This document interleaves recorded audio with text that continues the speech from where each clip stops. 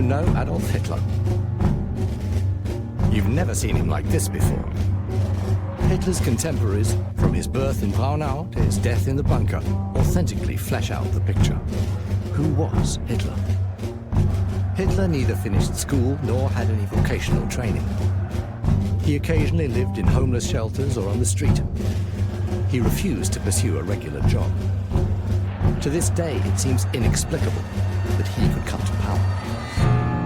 Out of nowhere, Hitler became the Führer, leader of the German Reich, one of the most powerful men of the 20th century, starting an inferno that engulfed the world and brought death to millions of people. The nation worshipped him and followed him blindly into the abyss. But during his lifetime, he kept his origins and his life secret. No one should know how or who he was. Fascinating and oppressive accounts from companions, friends, and enemies, as well as the most extensive collection of archive material ever shown. Much of it, hitherto unpublished, reveal who Hitler was and how he could become what he was. A notorious liar and an unscrupulous murderer. Hitler's power is now unlimited. He is Chancellor and President for life and Supreme Commander of the Armed Forces. He makes the laws, with Cabinet and Parliament having merely token functions.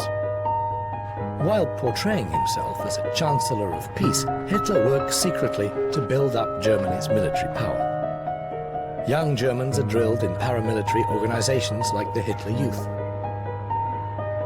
The people come to terms with the merciless dictatorship and the persecution of dissidents and minorities. The Nuremberg waste laws are passed unanimously by the Reichstag at a special meeting convened at a party rally. After the return of the Saarland to Germany by plebiscite and in violation of the Versailles Treaty, the remilitarization of the Rhineland, the world worries about whether Hitler will make further territorial claims.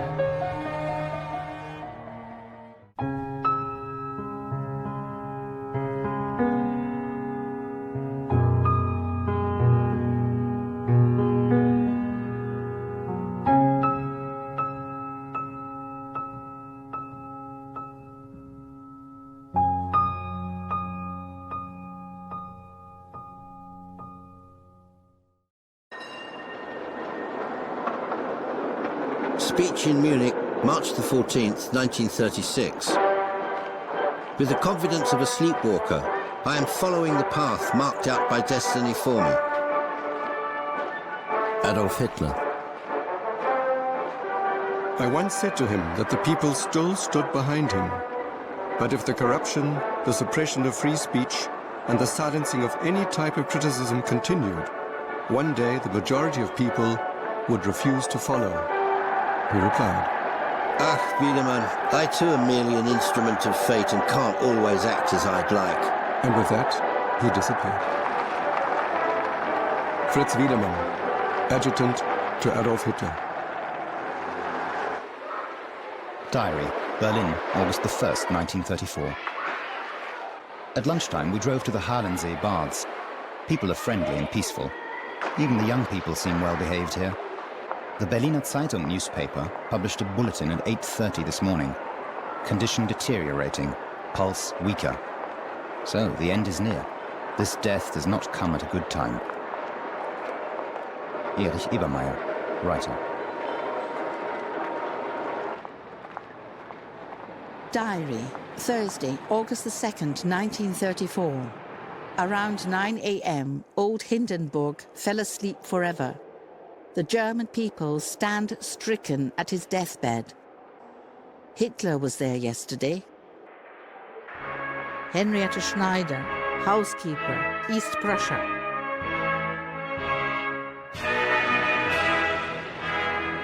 At the first session of the cabinet following the death of the president, Hitler mentioned his last visit with emotion, which appeared to be genuine. He wanted him to pay particular attention to cultivating a friendship with England. Lutz Graf Schwerin von Kruse, Minister of Finance.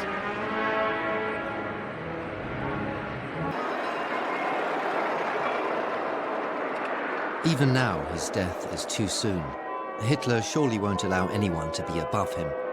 The newspaper reports the following about the death of Hindenburg. The government has enacted the following law that is hereby announced.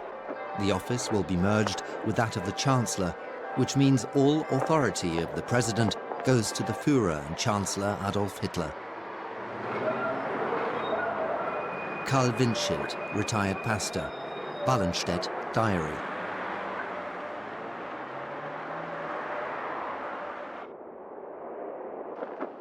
Diary, Friday, August the 3rd, 1934. Hindenburg is to be buried in Tannenberg. Henriette Schneider.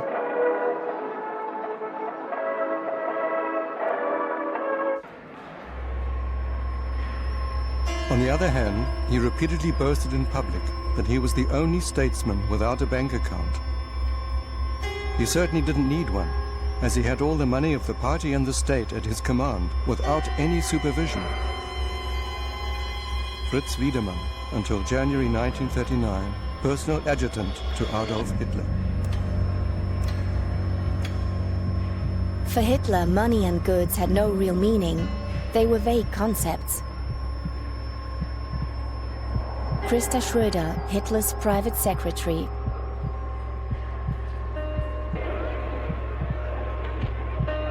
From the middle of the 1920s onwards, Hitler is in constant conflict with the tax authorities because his income as a speaker, the fees for the articles in the Völkischer and Illustrierte Beobachter newspapers, as well as the royalties from the sale of Mein Kampf, are either not properly taxed or not taxed at all. In October 1934, the Munich tax office calculates a liability of more than 405,000 Reichsmark. However, the Führer's problem will be solved almost immediately. The Reich Finance Ministry declares that Hitler is no longer obliged to pay taxes due to his constitutional position. As of 1934, Hitler no longer pays taxes. All outstanding taxes are also cancelled. The tiresome consideration of financial issues was not his thing. Money was as natural as the air he breathed. And since he had never been forced to make any corrections, thanks to the donations of his admirers, he assumed that others had a similarly unencumbered relationship to money. Ernst Hanfstanger, head of the NSDAP Foreign Press Bureau. The NSDAP Reich Press Office reports that as Reich Chancellor, the Führer does not receive a salary. He has renounced the remuneration of Reich Chancellor because he has his own income as a writer. Völkischer Beobachter newspaper, front page report, November the 7th, 1933.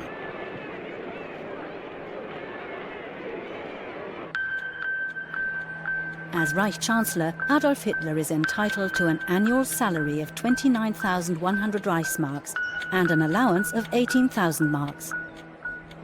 With his appointment as Chancellor, to gain positive publicity, Hitler waives his salary to the benefit of members of the SA and SS killed in action. However, the waiver is only for 1 year, and from 1934 onwards, Hitler receives, without public announcement, his salary along with the remuneration for the office of President, a further 157,000 Reichsmarks. Hitler maintains his publicly Spartan lifestyle in surroundings of not inconsiderable luxury. In addition to his private apartment in Munich, he also has a residence in the Alps on Obersalzberg. Unnoticed by the public, he builds up a fortune worth millions. I don't have any stocks. I don't own shares in any company. I don't earn dividends. Adolf Hitler in the Kruppworks, Essen, March the 27th, 1936.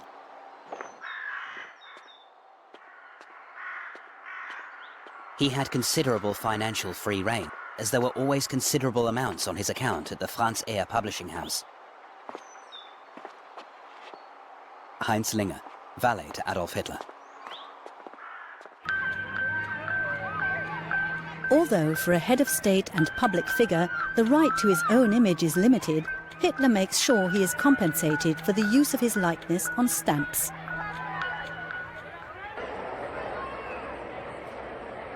The last post minister came up with the idea of issuing stamps on national memorial days or other occasions. The considerable proceeds were transferred to a special fund, the Stamp Fund, which Hitler was free to use. Christa Schröder.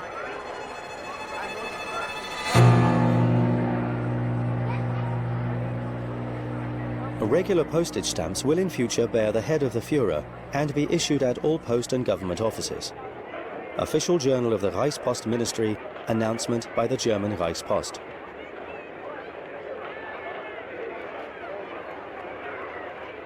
I myself once saw Reichspost Minister Ohne Sorge bring Hitler a check for 50 million. Heinrich Hoffmann, Reich Commissioner of Photography and friend of Adolf Hitler. Hitler promises the heads of industry he will eliminate the trade unions. At the suggestion of Gustav Krupp von Bohlen und Halbach, industry shows its gratitude with the Adolf Hitler Fund from German industry, to which the companies pay a percentage of turnover. From the middle of 1933 onwards, up to 100 million Reichsmarks a year are transferred by German industry to Hitler, expressly for his personal and private use. By today's standards, Hitler would have been a billionaire. Dispatched to the Danish Foreign Ministry, Berlin, August the 4th, 1934.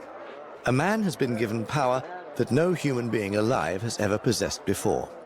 All this power is conjoined in one single person, whose life up until now does not give us any reason to believe that the all-encompassing genius who could save Germany has been found. Herluf Zahler, Danish ambassador to Berlin.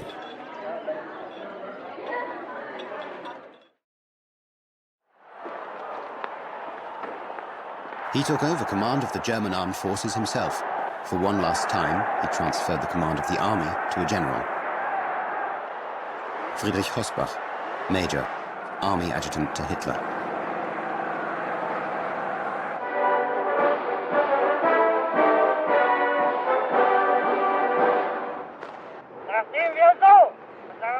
Wehrmacht's oath of loyalty to Adolf Hitler. I swear by God this sacred oath that I shall render unconditional obedience to the leader of the German Reich and people, Adolf Hitler, Supreme Commander of the Armed Forces, and that as a brave soldier, I shall at all times be prepared to give my life for this oath.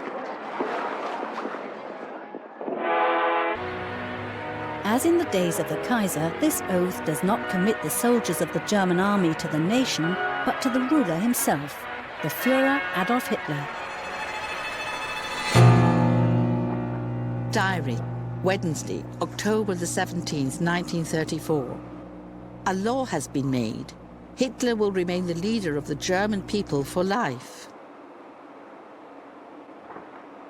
Henrietta Schneider.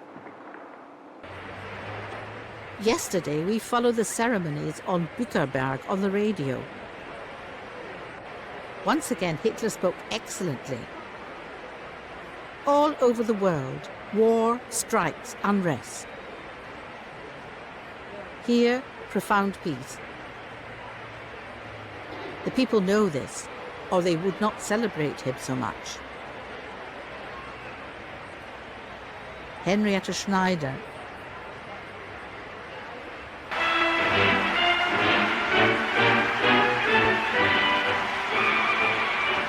At the Harvest Festival, I saw Hitler at Bückerberg, near Hamelin, the old Pied Piper town.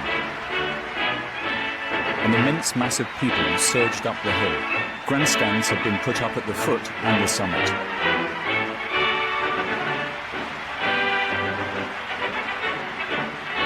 As the motorcade approached down on the plain, the Heils, shouted continuously by thousands upon thousands of voices, came rushing down the hillside like a hurricane.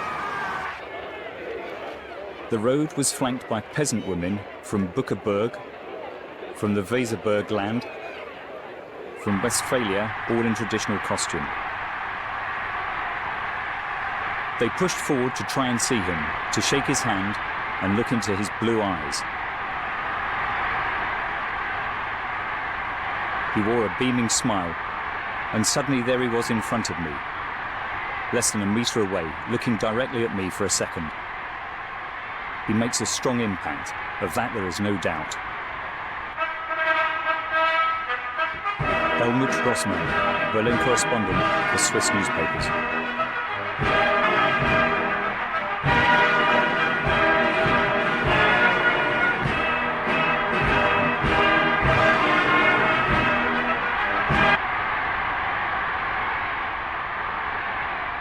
I had to think a lot about the comments of an ordinary middle-aged Berlin woman. She said she went to all the ceremonies and stood near the front rows where the Führer walked by. But she was never able to see him, because whenever he came near, her eyes filled with tears.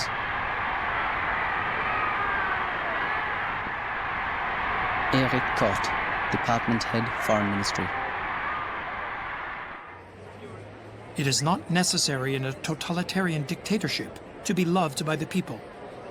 It is enough to be feared, as Stalin was in Soviet Russia. But that Hitler was beloved by the German masses, there could be no doubt. Göring was next in their affection. To them, he was a hail fellow well met. It never seemed to concern them that he was also an unscrupulous killer. William Shirer, correspondent to the Universal News Service to Berlin, The Nightmare Years.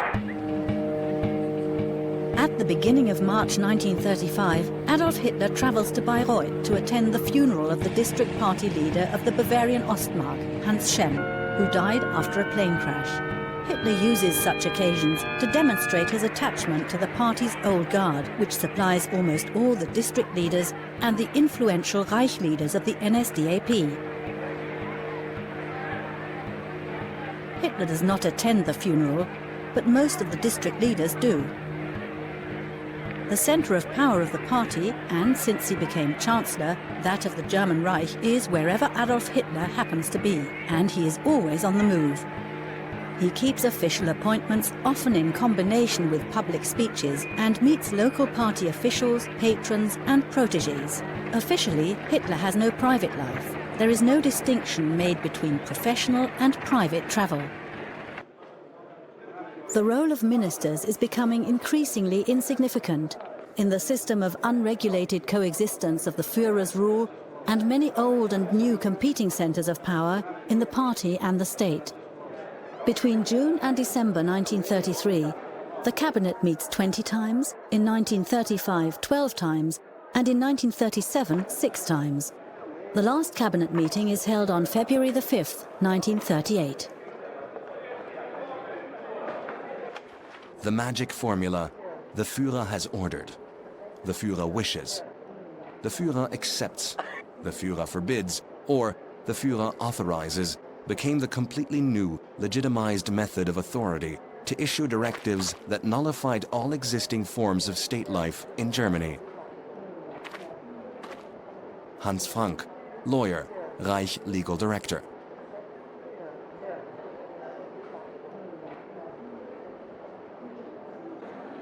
When tensions and arguments arose between leading party members, Hitler stayed out of it.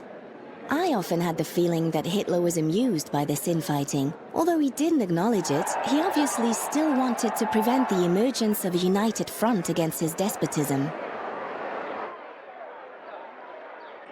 Christa Schröder.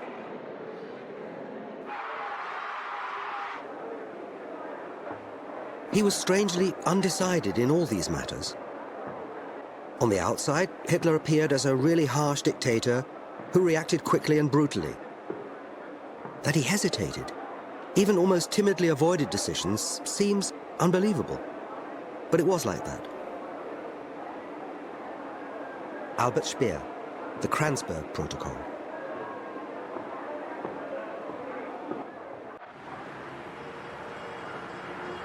In the summer of 1935, Berlin looked like the cosmopolitan city it had been before 1933. A lot of traffic, advertising, hustle, tourists, and bustling activity. The expulsion of many artists and scientists was not readily apparent. Erich Honecker, communist official in the underground.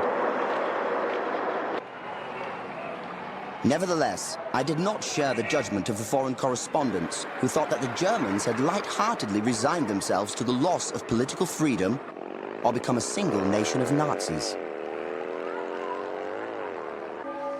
Willy Brandt, German-Norwegian refugee in exile in Sweden. Memoirs.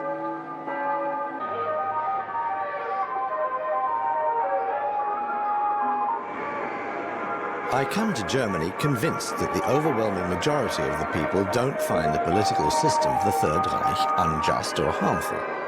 On the contrary, I'm convinced that many millions of people are profiting from Hitler's victory. Above all, unemployed people and everyone whose life is filled with national pride. I'm convinced that the system has indeed taken away certain moral values from people, but in its place has brought material advantages. Antoni Graf-Sobański, Polish writer and essayist.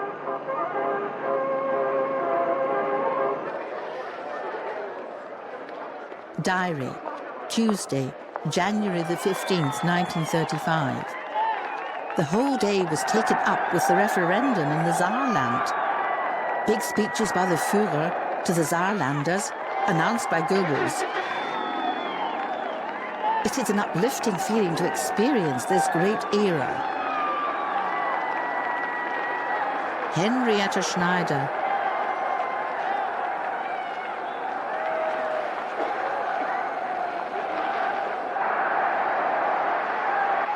Nearly 91% of Saarlanders vote freely for the dictatorship in the territorial referendum. And at least 2/3 of earlier members of the two left-wing parties also support the return to Germany. The majority voted for reunification with the Reich, although since 1933, this Reich had been the Third Reich of the Hitler fascists. Erich Honecker, From My Life.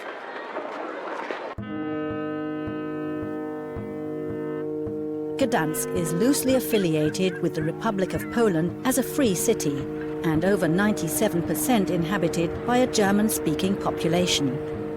As early as November the 16th, 1933, the NSDAP achieved more than 50% in parliamentary elections. On April the 7th, 1935, more than 59%. Under the supervision of the League of Nations, the elections are free. Outside the territory of the Reich, however, under the supervision of the international community, the overwhelming majority of Germans vote National Socialist, as in 1935 in the Saar area, and in both that year and in 1938 in the semi-autonomous Lithuanian district of Memel. January the 16th, 1935. I have frequently stated that after the return of the Tsar to Germany, I will make no further territorial demands on France. In historical terms, this is a very difficult thing to renounce, as I am now doing in the name of the German nation. Adolf Hitler.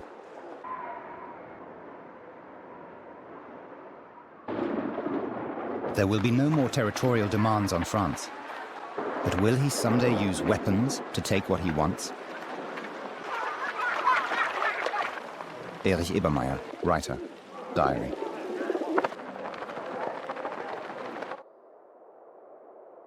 Diary, Sunday, March the 16th, 1935. In the evening, we heard a proclamation to the German people by Dr. Goebbels.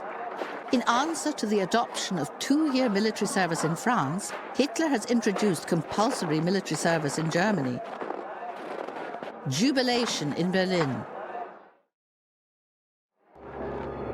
Henrietta Schneider. On bicycles, a company of fusiliers of the motorized infantry join maneuvers in Pottenstein, Bavaria, a portent of the kind of warfare that the German army is currently developing for the technology fan Hitler. A war of movement, which in motorized form, Europe will come to know as Blitzkrieg. Hitler is still concealing Germany's rearmament, which contravenes the Versailles Peace Treaty.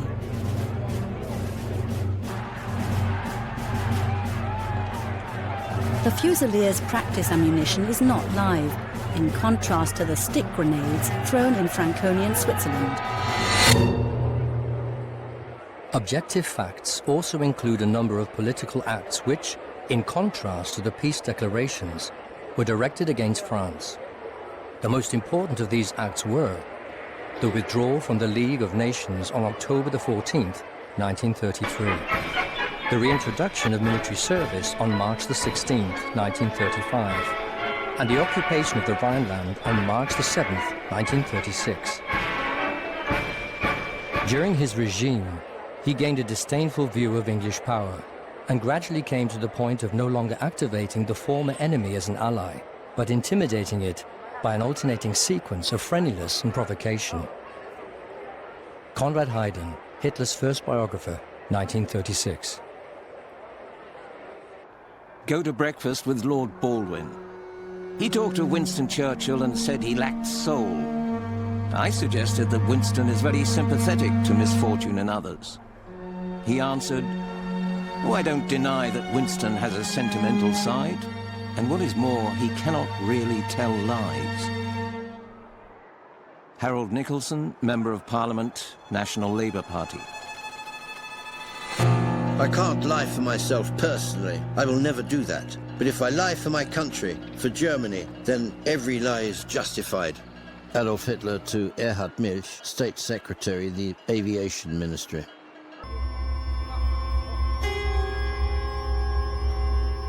The Führer says, as a private person, I would never break my word. As a politician for Germany, if necessary, 1,000 times.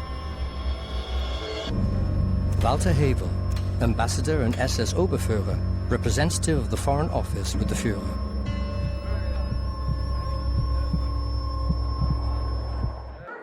Interview with Ward Price, correspondent for the Daily Mail, January the 17th, 1935.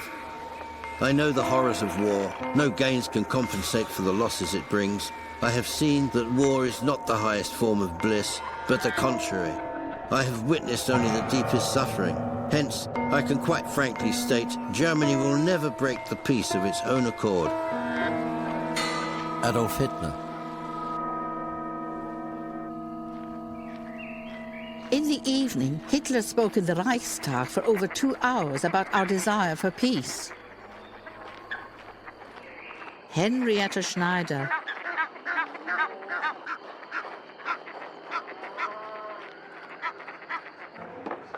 Hitler's speech on disarmament in the Reichstag, May the 21st, 1935. Whoever lights the torch of war in Europe can wish for nothing but chaos. We, however, live in the firm conviction our times will see not the decline, but the renaissance of the West. It is our proud hope and our unshakable belief that Germany can make an imperishable contribution to this great work. Adolf Hitler. Several times during his 2-hour-long oration, I found myself being carried away by his soaring words, until I would catch myself up and think, it's all false. William Shirer.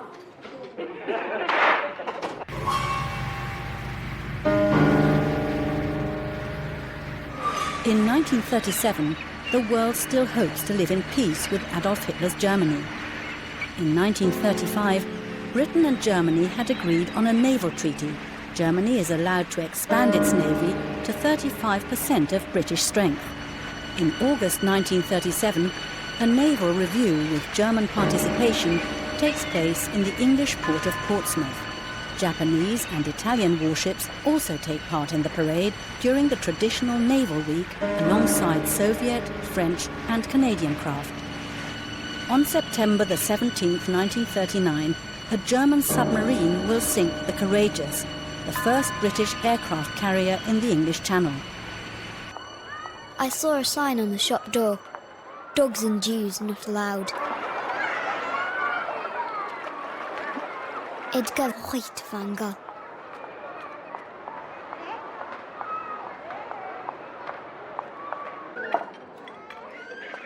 Diary.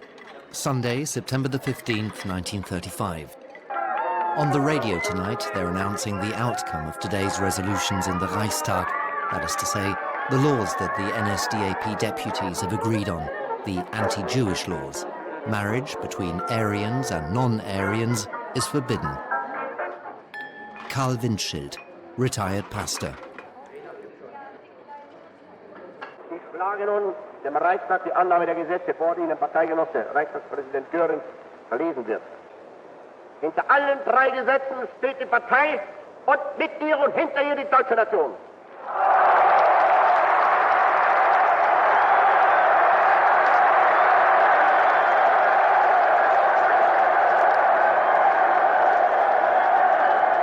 Artikel 1. Die Reichsfarben sind schwarz-weiß-rot. Artikel 2. Reichs- und Nationalflagge ist die Hakenkreuzflagge. Reichsbürger ist nur der Staatsangehörige deutschen oder artverwandten Blutes, der durch sein Verhalten beweist, dass er gewillt und geeignet ist, in Treue dem deutschen Volk und Reich zu dienen. Eheschließungen zwischen Juden und Staatsangehörigen deutschen oder artverwandten Blutes sind verboten.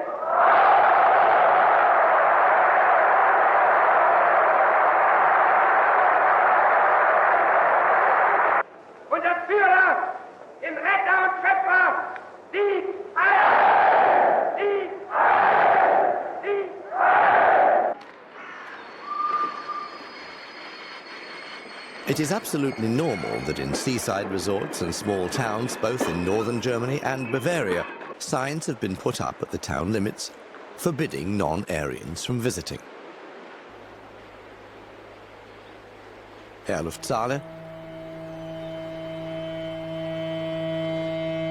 Summer holiday anti-Semitism is the ironic term for the widespread exclusion of and discrimination against guests of Jewish descent and religion in German seaside resorts and spas that was already taking place before 1933.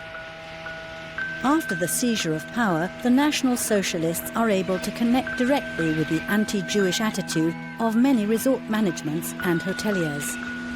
In 1935, Jewish tourists are completely excluded from the beaches of the German North and Baltic Seas. A corresponding decree from the Reich Ministry of the Interior in July 1937 is thus superfluous.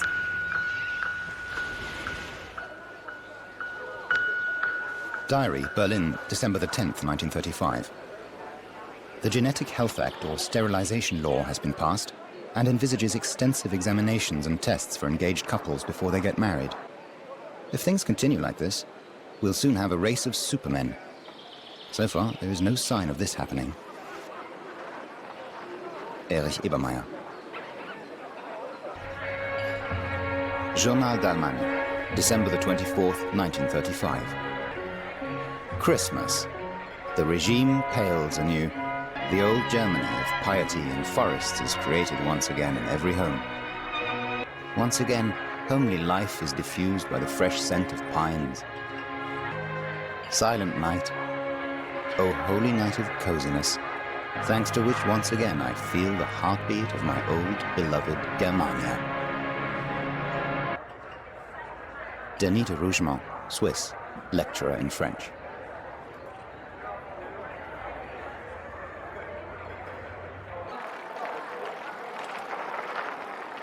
Diary, Sunday, March the 7th, 1936. At 12 o'clock, the Führer gave the heralded speech. Hitler has occupied the demilitarized zone in the west. The Reichstag is dissolved.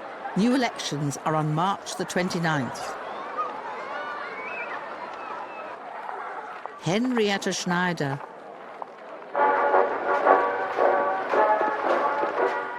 Hitler himself once declared in my presence, if the French had marched into Germany at that time, as I thought it possible in those 24 hours, then I would have had to withdraw again in shame and disgrace.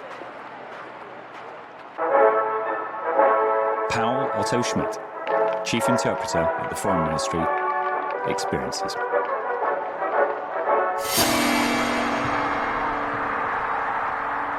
Well, France has stood idly by. It is one of the biggest moral and intellectual collapses in its history. Paul Reynaud, conservative French politician, memoirs.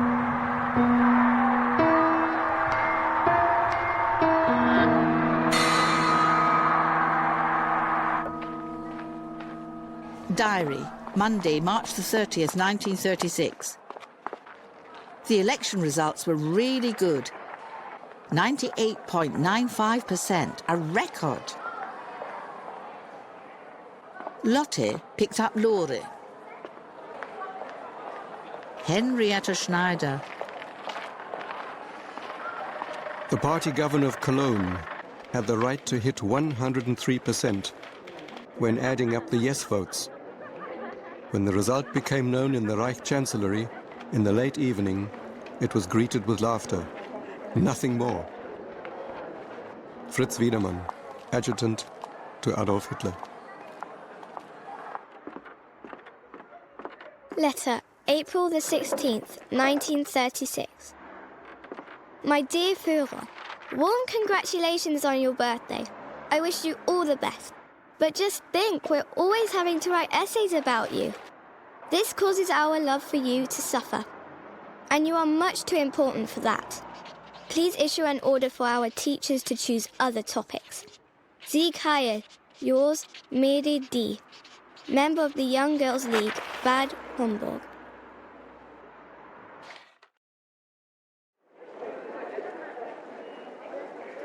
A single line of SS men separated him from the crowd. I was in the first row. A good shot could have picked him off, but in 100 similar situations, these good shots never materialized. That's the most important thing that I know about Hitler. You can only fantasize about that.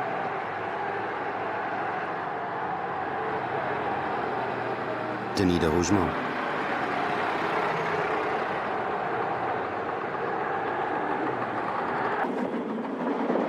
Speech at the Nuremberg Party Rally 1936. Not every one of you can see me, and I cannot see every one of you, but I feel you, and you feel me. It is the belief in our nation that has made us little people great. You come here from your daily struggle for existence and our struggle for Germany in order to gain the feeling. Now we are together. We are with him, and he with us. And we are now Germany. Adolf Hitler. One day, a few boys from the Hitler Youth came to our school playground promoting their group. We thought they were chic. They wore smart shirts with ties, told us about sports events and contests. That really impressed me. We did gymnastics and exercises, and took part in scouting games. As a good gymnast, they made me into a type of demonstrator. A scout leader of the League of German Girls in the Hitler Youth. At the time, in 1934, I was proud, naturally. Beate Uhse, pilot.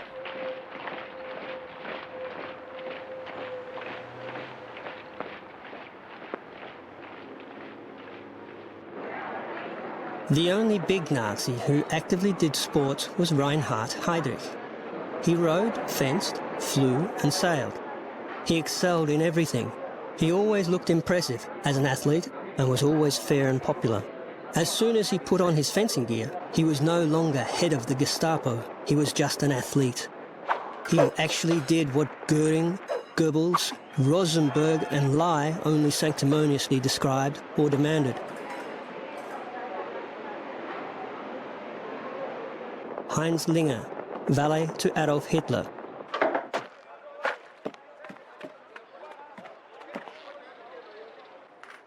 With his disdain for all things related to the body, sports, which at the time were becoming more popular, also meant very little to him. Somewhere I can remember reading how the young Hitler daringly swam across the Danube. I can't remember it myself. August Kubitschek, childhood friend.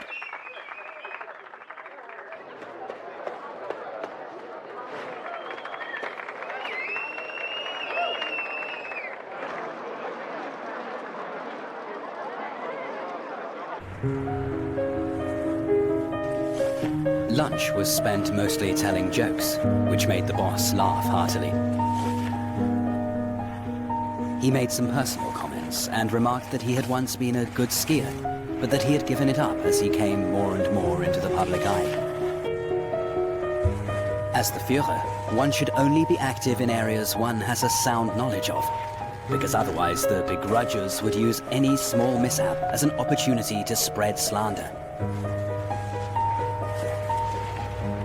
Henry Picker, Senior Executive Officer, Table Talk at the Volksschanzer Führer Headquarters.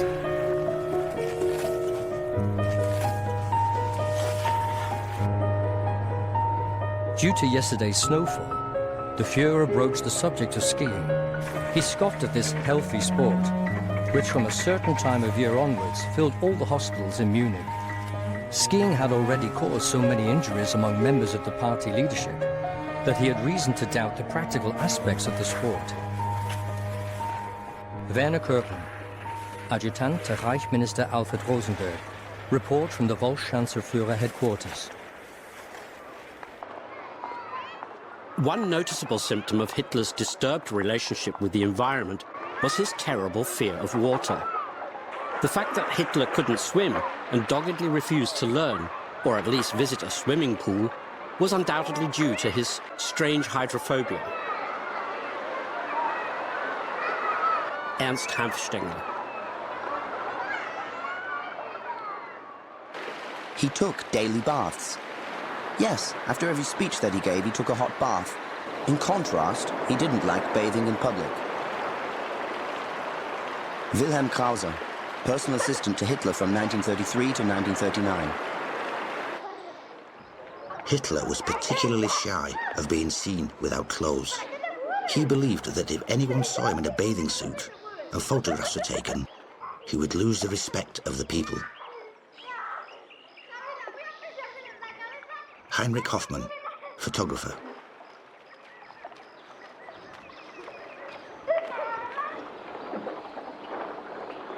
He didn't want the old saying, "There is no such thing as a great man in the eyes of his personal servant," applied to him. Christa Schröder, Hitler's private secretary. Later, Dr. Morell told me in confidence that Hitler was a difficult patient. You couldn't persuade him to allow an X-ray to be taken. When he gave him an injection, only the part of his body necessary was exposed to allow it. His servant, meanwhile, was ordered to leave the room. Heinrich Hoffmann.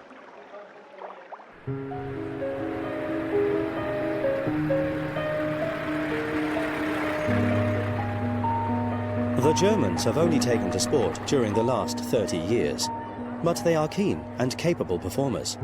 They learned most of their sport from us. Football is the most popular game, but is played less vigorously than in Britain. Charging is regarded as rough play. Football is entirely amateur, and pools are unknown.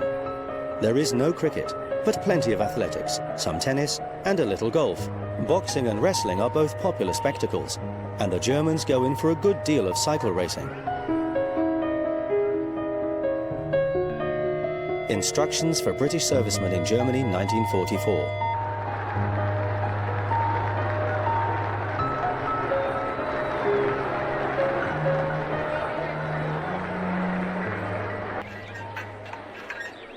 In August 1936, the 11th Olympic Games of the modern era are held in Berlin.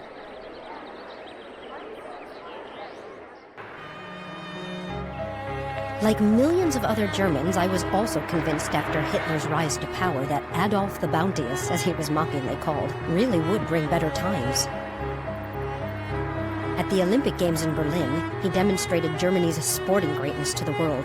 I also allowed myself to be blinded, like millions of others. Beate Uhse. Diary, July the 23rd, 1936. Our streets have changed for the better recently. The Stürmer newspaper display cases have been removed so that visitors to the Olympic Games do not feel offended by these agitating papers. Bella Fromm, German Jewish journalist. In the summer, Hitler's fame reached a peak. Everyone wanted to get to know this extraordinary man or to have seen him. Paul Stellin, Air Force attaché in the French embassy in Berlin.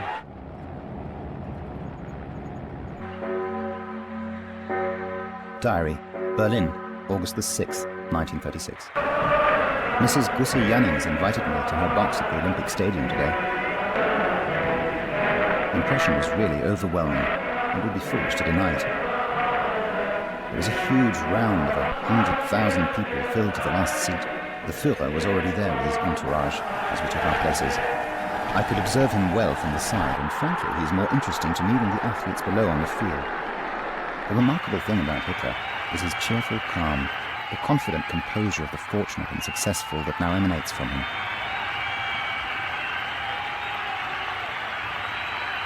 About 7 o'clock, he gets up. The Führer and Reich Chancellor is leaving the Olympic Stadium, booms from the loudspeakers. Everyone rises to give the Nazi salute. Hitler gives brief thanks. Erich Obermeier. Diary, August the 15th, 1936. The lack of sportsmanship from the first man of Germany makes an unpleasant impression. He acted like an insane person, jumping up from his seat and screaming in triumph when the swastika flag was raised, or when the Japanese or Finns won medals. The winners from other countries left him cold. It even seemed he was insulted by their victories over the Nordic competitors. Bella Fromm. Hans Frank remembers Hitler being highly charged and following the Olympics with passionate interest. In the end, the German team wins 33 gold, 26 silver and 30 bronze medals. First place in the national standings, ahead of the Americans. These Olympics are a great breakthrough. You can be proud of Germany again. The top country in sports. It's wonderful. Joseph Goebbels, Propaganda Minister, Diary. Report to the Direction Politique et Commerciale Europe, Berlin, August the 18th, 1936. Marked by many German victories, the Olympic Games brought about an extraordinary glorification of national sentiment, and at the same time strengthened the country's admiration of and bond with the Führer. André-François Poncet, French ambassador to Berlin. The Polish ambassador, Józef Lipski, said, "We need to guard against the people that organizes itself this way. A mobilization in Germany will go just as smoothly." The word went around. Scarcely were the last guests gone when Berlin returned to its old ways. The Stürmer newspapers were hanging in the kiosks again. Max Schmeling, heavyweight boxer.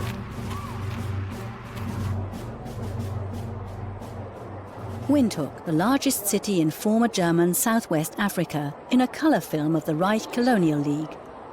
Since 1920, the former German colony has been governed by the Union of South Africa, mandated by the League of Nations.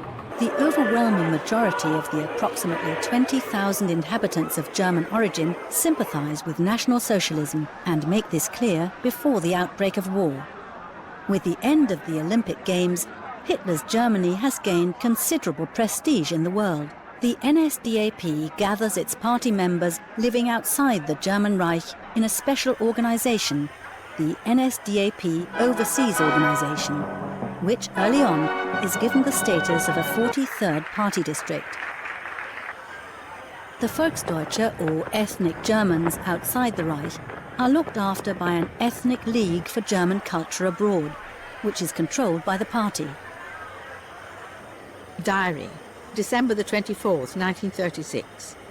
After we opened our presents, Lotte played the piano and the others sang. Then we listened to Hess deliver his message to Germans abroad. Henriette Schneider. In dieser Gemeinschaft gedenken wir heute am Heiligen Abend ganz besonders herzlich all der Deutschen, die auf schweren Posten draußen für Deutschland stehen und ihre schwere Pflicht für Deutschland erfüllen.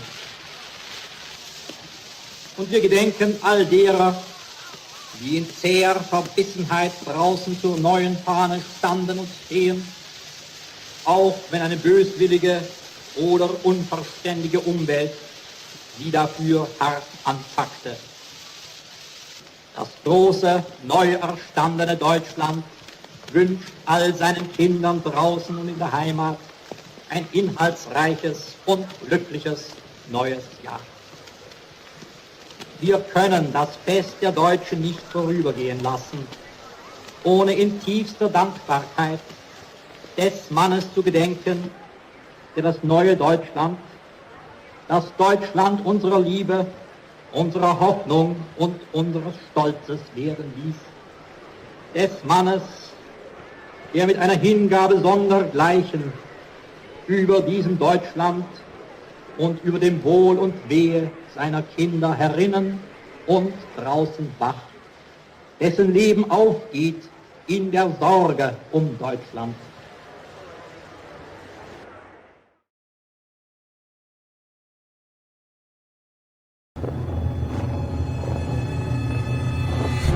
You think you know Adolf Hitler? You've never seen him like this before. Hitler's contemporaries, from his birth in Braunau to his death in the bunker, authentically flesh out the picture. Who was Hitler? Hitler neither finished school nor had any vocational training. He occasionally lived in homeless shelters or on the street. He refused to pursue a regular job. To this day, it seems inexplicable that he could come to power. Out of nowhere, Hitler became the Führer, leader of the German Reich, one of the most powerful men of the 20th century, starting an inferno that engulfed the world and brought death to millions of people. The nation worshipped him and followed him blindly into the abyss. But during his lifetime, he kept his origins and his life secret. No one should know how or who he was. Fascinating and oppressive accounts from companions, friends, and enemies, as well as the most extensive collection of archive material ever shown. Much of it, hitherto unpublished, reveal who Hitler was and how he could become what he was. A notorious liar and an unscrupulous murderer. Thanks to Germany's economic recovery, Hitler gained in popularity among those who are not members of the NSDAP or a Nazi organization. He intensifies the construction of the new Autobahn motorways and promises the Germans an affordable car, the Volkswagen, also known as the Beetle, for which an entire new industrial center is created. The Nuremberg party rallies advanced to become bombastic shows of Hitler's power and part of the general demonstration of reinvigorating German military strength. His private life is confidential. Thus, he can keep his relationship with Eva Braun secret, as he has always cultivated an image of living alone for the good of Germany.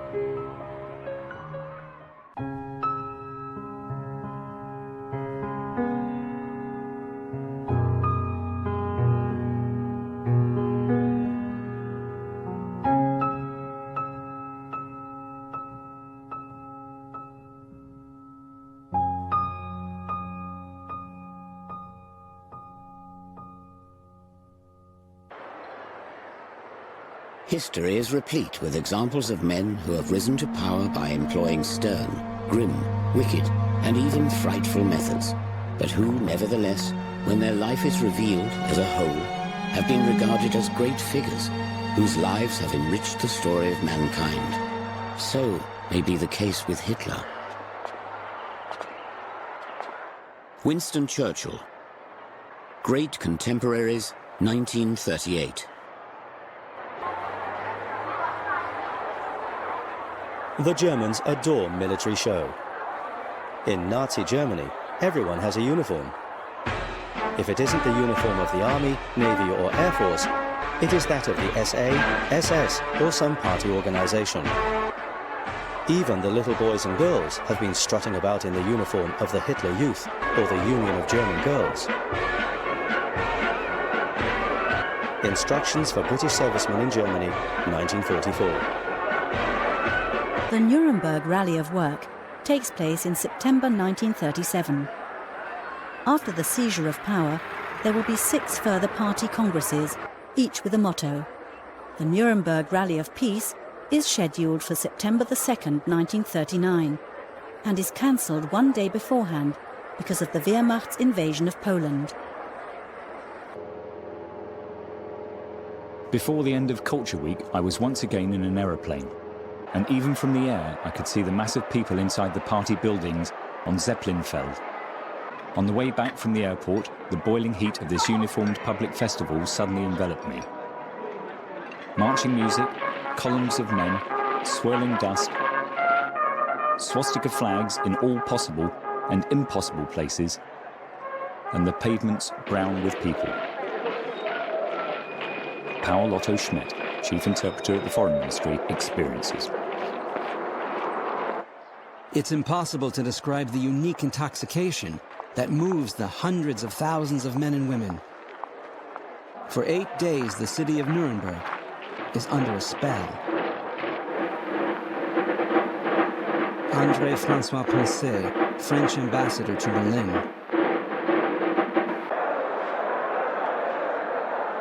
I confess that I was exceptionally impressed by much of what I saw.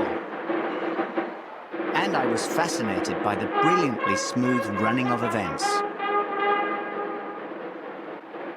Albert Kesselring, Supreme Commander, Air Fleet 1. Each time I noticed how enchanted people looked, their faces full of near-biblical devotion when they saw Hitler. As if delirious, they stretched out their arms and greeted him with screams and shouts of Heil. Paul Otto Schmidt. The march past took 4 hours. He held his right arm out in the Nazi salute for literally the entire time.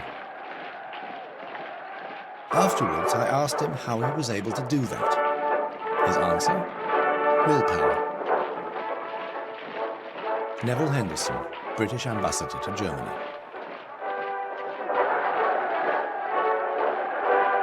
He couldn't do it like Comrade Esser, who didn't seem to get tired with his arm outstretched for hours and hours. Hitler was almost envious of his stamina. Then he noticed how Esser quietly put his right arm down and raised his left. As Hitler told us later, he would have liked to have copied Esser. Fritz Wiedemann, Adjutant to Adolf Hitler. Over the years, the procedures at the Nuremberg rallies are canonized. The form, as Hitler expresses to Albert Speer in a debriefing of the party convention in 1938, must be an irreversible ritual for as long as he lives. Canonization would provide his potential successor with Hitler's borrowed charisma and become a liturgy of the Third Reich.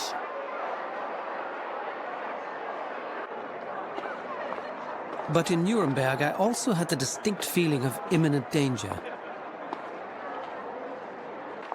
The conversion of the German people to National Socialism was honest and complete. Besides the Führer's cheering masses, who seemed prepared to follow him and only him, whatever opposition that remained consisted merely of plans and the desire to oppose, without any backing or force. Paul Stalin, Air Force attaché in the French Embassy in Berlin. William Lyon Mackenzie King, Premier Minister of Canada.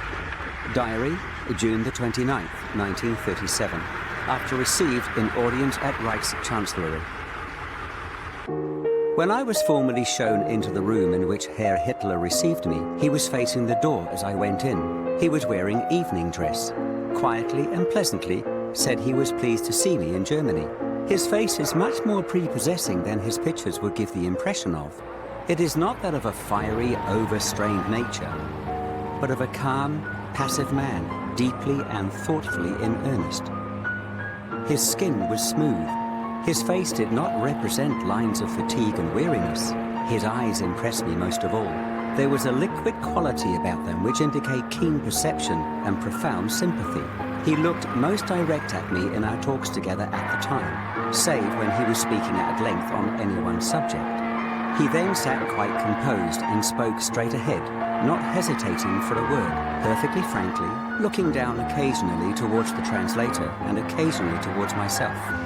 He went on to say, so far as war is concerned, you need have no fear of war at the instance of Germany. We have no desire for war. Our people don't want war, and we don't want war.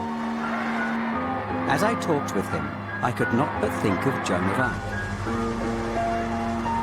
He is distinctly a mystic. He is a teetotaler and also a vegetarian, abstemist in all his habits and ways.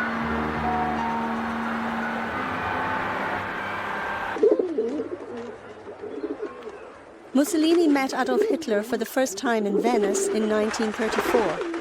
Hitler was taking his first steps in international politics, while the Duce had been in power for 12 years.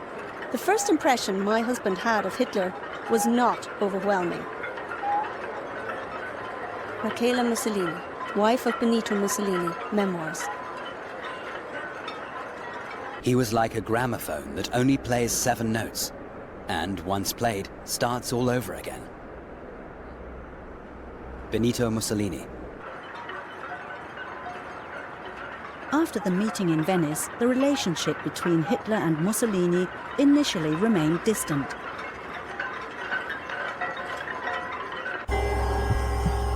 Diary, August the 4th, 1937. Wednesday, Pisa. We picked up a German boy by the name of Martin on the way to Pisa. Very interesting, as he was definitely anti-Hitler. Although he couldn't tell us much about it. He also told us how very much the Germans hate the Russians. It looks like the next war will come from that direction, especially as England and the rest of Europe seem to be drawing away from Russia. John F. Kennedy, student traveling in Europe. Diary, September the 6th, 1937. The Duce held forth on America. He called it a land of niggers and Jews, an element of cultural decomposition. He's planning to write a book, Europe in the year 2000. The races that will play an important role are the Italians, the Germans, the Russians, and the Japanese. The others will be devoured and destroyed by the acid of Jewish corruption. They even refuse to father children because it causes pain. They do not know that pain is the only creative element in people's lives.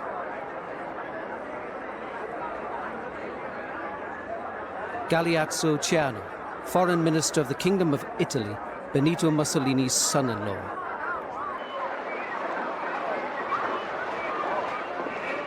Diary, August the 17th, 1937. Arrived in Munich around 8 and went to the Hofbräuhaus, which was very interesting. Hitler seems so popular here as Mussolini was in Italy. John F. Kennedy.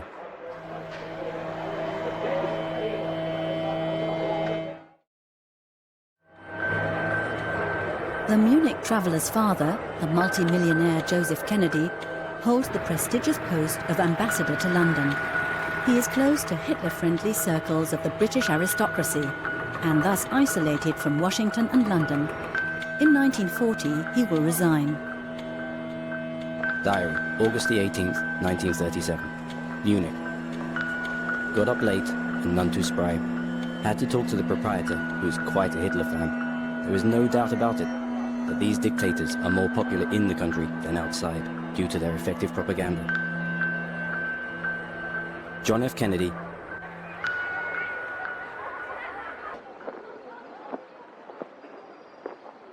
At first, what surprised me was that most Germans, as far as I could see, didn't seem to mind that their personal freedoms had been taken away, that so much of their splendid culture was being destroyed, or soon became aware, to be sure, that in the background there lurked the terror of the Gestapo and the fear of the concentration camps.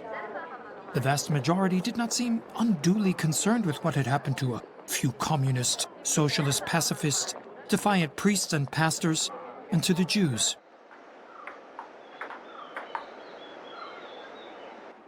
William Shirer, correspondent to the Universal News Service in Berlin.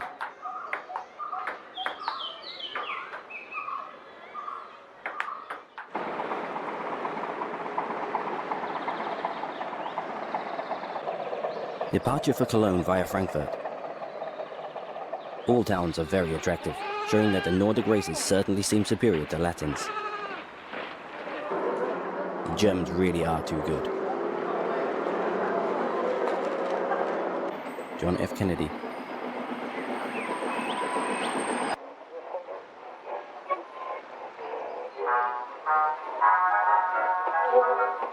During one of these walks, the Führer spoke in depth about traffic problems throughout the world and asserted that, as a result of the development of the automobile and increased production, roads would no longer be able to handle the traffic within the next 10 years. Within 50 years, the horse would be a showpiece of the army at best, or else be on display in a zoo or circus, to be gazed at as camels and elephants are now. Gerhard Engel, army adjutant to Hitler, memoirs in diary form. He considered horses to be particularly stupid animals, for example, because they shy when they see paper blow in the wind and could thus ruin an entire parade. He was fascinated by engines. He could talk about Autobahns and Volkswagens for hours. Reinhard Spitzel, diplomat and personal assistant to Joachim von Ribbentrop.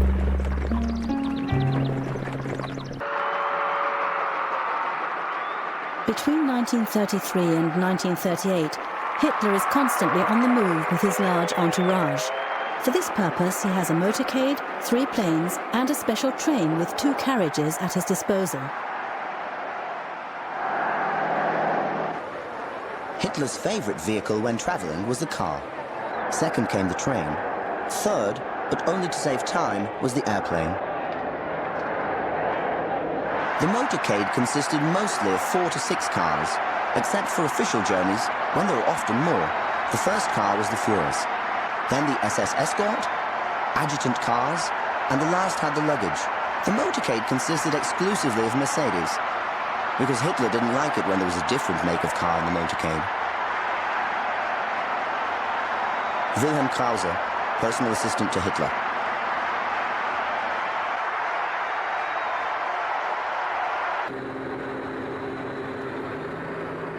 On my return to the Führer's headquarters yesterday, I flew very fast in the Führer's plane, a very spacious Focke-Wulf. By the way, this plane is simply furnished without any ostentation. The only special feature is a desk for Hitler at his seat. Henry Picker, Senior Executive Officer.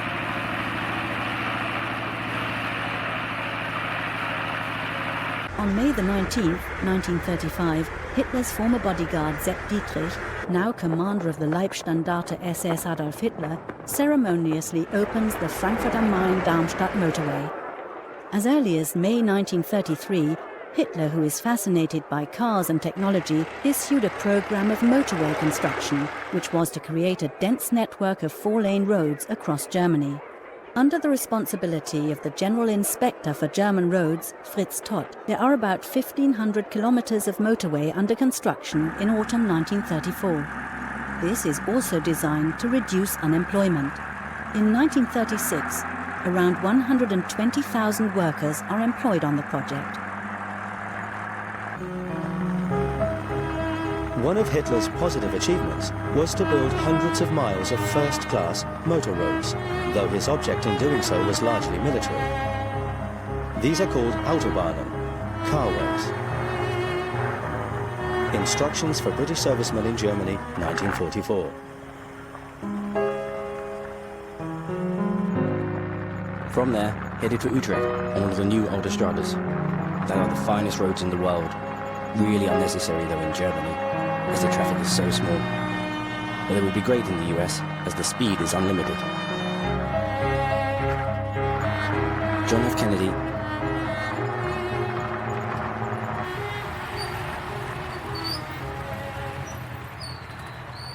Some pre-production KDF cars at the Leipzig Spring Fair of 1936. In February 1934, Hitler had publicly demanded that the German automobile industry develop an economical and inexpensive passenger car, a Volkswagen.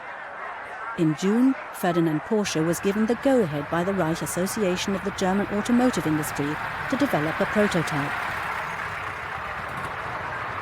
Later, the German Labour Front, with its organisation KDF, or Kraft durch Freude, Strength Through Joy, takes over the management and financing of the project.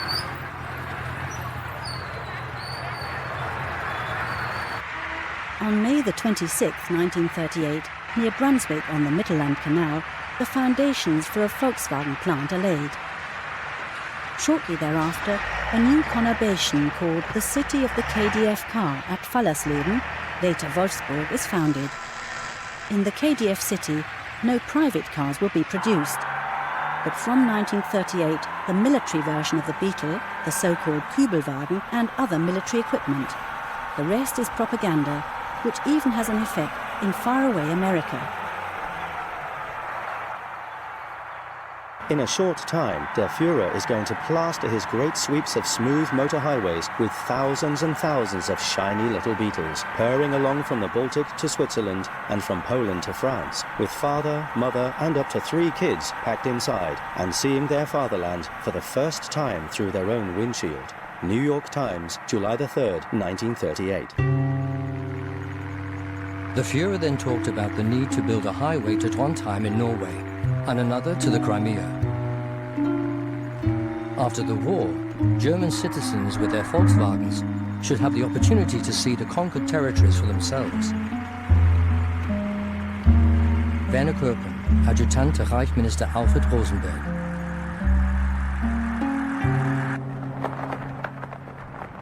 Diary, September the 23rd, 1937. The preparations for the trip to Germany are complete. I personally took care of the details. Galeazzo-Ciano. The Brandenburg Gate and the Pariser Platz had been transformed into a real theatre set by Benno von Arendt. When we turned into Wilhelmstrasse, I had the impression that I was an actor in a gigantic opera performance. Banner flags hung from the roof down to the ground floor on both sides of the front of the buildings. Paul Otto Schmidt.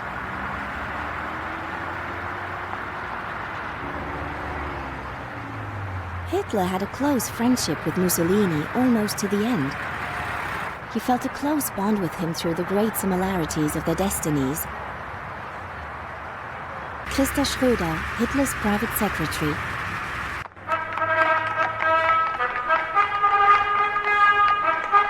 Diary, Berlin, October the 2nd, 1937. It was inherently a law of its own. The law governing special holidays for the state capital Berlin and the movement capital of Munich. It was determined that September the 2nd would be a holiday for Munich, and September the 28th for Berlin. Thus motivated, millions poured into the streets. Erich Ebermeier, writer. Diary, September the 28th, 1937. The German people are tired of standing for hours to catch a short glimpse of any notable personality. The surging throngs of people were primarily SA men in civvies. Bella Fromm, German Jewish journalist. The Duce called me. It's unimaginable what I saw here. The German people are of an exceptional type. With these trumps in his hand, Hitler can risk everything. Michaela Mussolini, wife of Benito Mussolini.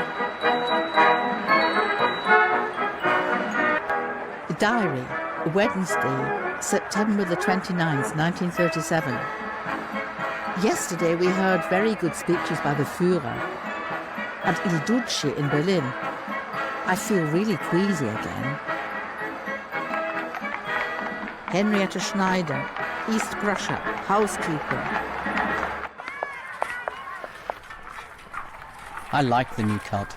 It stood for flags, shiny police horses, gloriously colourful uniforms, torches and music. Everything for free without having to bother my dad to take me to the puppet show.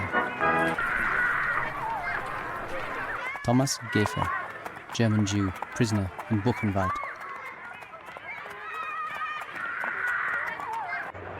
Hitler's name stands for the achievements and successes of the regime in the mid-1930s. According to the propaganda, and this is what the majority of the population believes, within 3 years his genius has achieved a booming economy, the elimination of unemployment, and the restoration of peace and order. Hitler has suspended the Treaty of Versailles and made Germany a military force to be reckoned with. Every patriotic German recognizes these achievements. Hitler is also gaining in popularity among sections of the population that were once critical of National Socialism. Those convinced by the impression of the visible accomplishment of Hitler's politics, or still retaining a certain skepticism, do not become National Socialists. They become Führer believers.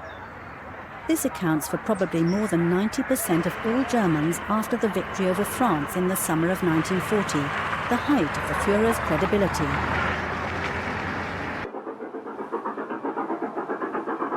Diary, Kampen, Sylt, August the 18th, 1937. Frau Tiedemann has made her peace with the Third Reich. And she's right. You're not obliged, as a hostess, to have a worldview.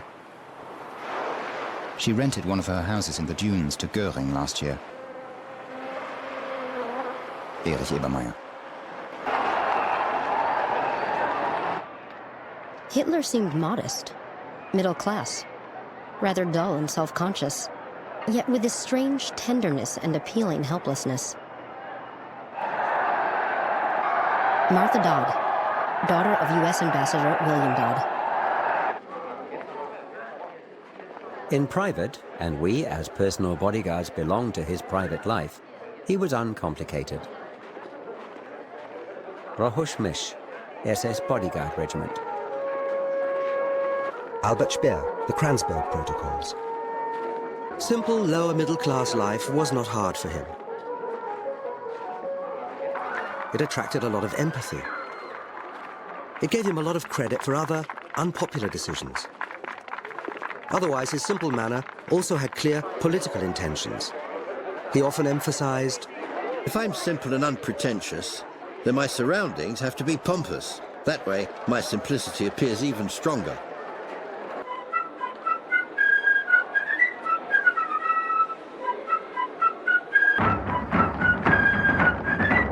This week, our city celebrated German Art Day. Young girls dressed as Vestal Virgins scattered flower petals in the wind.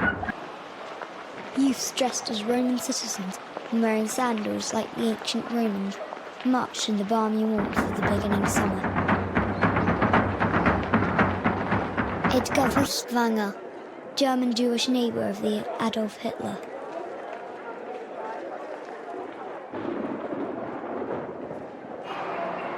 With a lot of work and very good taste, Munich artists had decorated the streets through which the procession moved.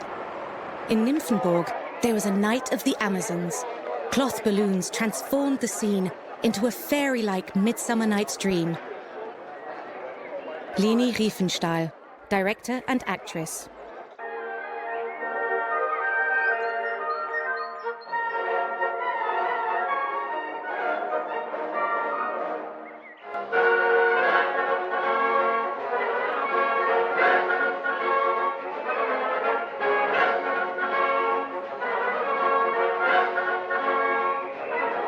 The position of Hitler and the National Socialists on sexuality is contradictory.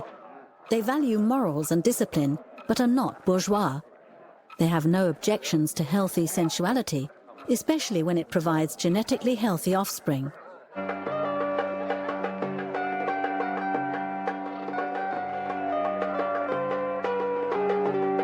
After a year of Puritanism, the Nazis went to the other extreme. In later years, nudism was so commonplace that a ballet girl who refused to go along with it was soon out of a job.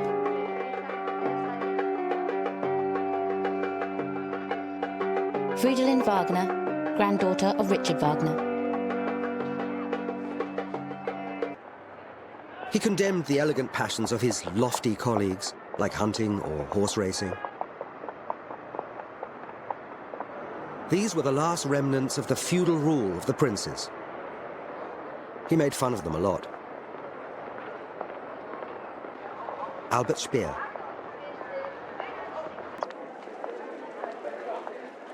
Berlin, November 1937. In November, the hunting exhibition was opened by Reichsmaster Hunter Göring. Strong foreign participation contributed to its success, causing a sensation in Berlin and impressing the visiting guests from all over the world. Our French countrymen came in droves. Paul Stalin.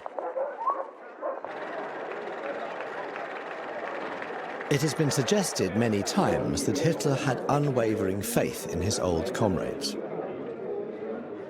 As far as the Reichsmarschall was concerned, this assumption is true, unfortunately. Heinz Guderian, commander of the 2nd Tank Division.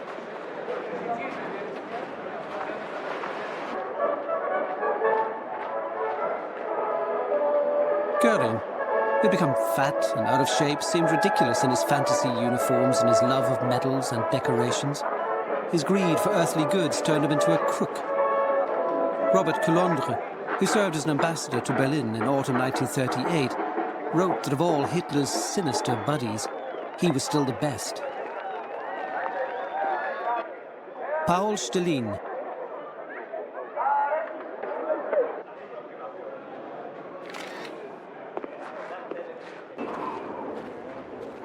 For the rest of the evening, he told jokes about Goebbels and Göring. Do you know the difference between Goebbels and Göring? He asked, and when nobody could answer, he solved the riddle himself. Goebbels is the maximum amount of nonsense a man can utter in 1 hour, and Göring is the maximum amount of sheet metal a man can hang on his chest. Fridolin Wagner. On October the 18th, 1936, Adolf Hitler issues the Order to Implement the Four-Year Plan.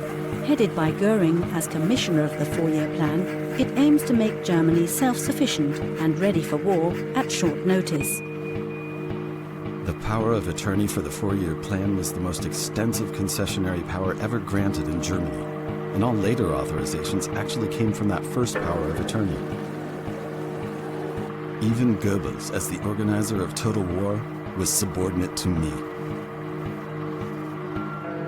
Hermann Göring, conversation with Hermann Bross, Nuremberg, 1945. The Germans have, of course, many good qualities. They are very hard-working and thorough. They are obedient and have a great love of tidiness and order. Instructions for British servicemen in Germany, 1944. The international port of Bremen. Despite the efforts to achieve self-sufficiency, the recovery of the economy has also stimulated foreign trade. From 1937, the commissioner for the Four-Year Plan, Hermann Göring, creates the third largest German industrial group with his own Hermann Göring Reichsworks. Most people were in work again, although wages and salaries were modest, considering the long working hours. The mood in broad sections of the population was not exuberant, but not hostile to the regime either. Even many workers who used to vote for the left were impressed by the extent of the success. Willy Brandt, Social Democrat in exile, later German Chancellor. The German workers, like the Roman proletariat, were provided by the enterprising Dr. Ley with circuses to divert their attention from the lack of freedom and the scarcity of bread. Within the labor front, Ley created a gigantic organization called Kraft durch Freude, Strength Through Joy, which provided the German worker with fun and games for his leisure at bargain rates. It offered, for instance, dirt-cheap vacation trips on land and sea. Dr. Ley built 2 cruise ships and chartered 10 others to handle ocean cruises for Kraft durch Freude. They were amazingly inexpensive. William L. Shirer, journalist, The Nightmare Years. At the end of the Weimar Republic, the average number of paid days holiday for workers and employees was 12 working days, with Saturday being a working day. The National Socialists extended the holidays to 3 weeks a year, without a legal framework, but it was mostly only older workers with more than 25 years service who got so much leave that they could actually travel anywhere.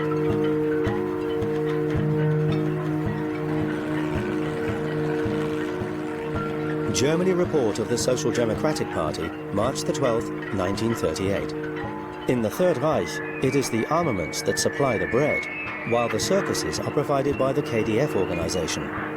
In the factories, which pay very well, KDF travel fever is particularly strong.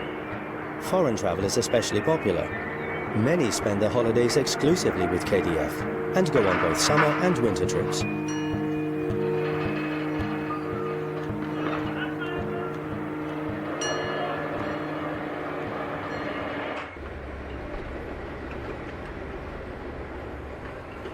Letter, March the 20th, 1936. To the Führer and Chancellor of Germany in Berlin. As a former member of the SPD, the undersigned has followed your policies, but could not at first understand that all German national groups you came in contact with were enthusiastic about both your programme and your person. Until through your actions, after the seizure of power, it became clear that the unfaltering will to fundamentally transform conditions in Germany filled a decent, honourable person with pleasure, being able to live as a German in Germany. The elimination of all parties and interest groups was itself an act of greatness. I would like to express my gratitude for this if you are interested in the thanks of a simple man. Heil, mein Führer, Adolf Hitler. Signed, Wilhelm E., Trumpet at Meurs, Rhine. 1 in 4 households in Germany still have no electricity. At the same time, long-range missiles are being developed in Peenemünde, aircraft for transatlantic passenger traffic built in Bremen, and experiments with jet engines undertaken in Augsburg.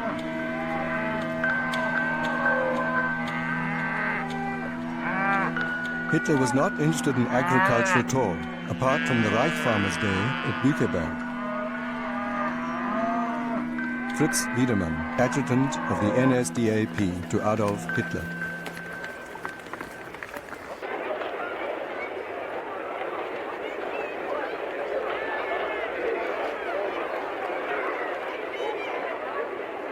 In Hitler's worldview, the peasantry is one of the backbones of the nation. National Socialism propagates a self-sufficient food supply in Germany.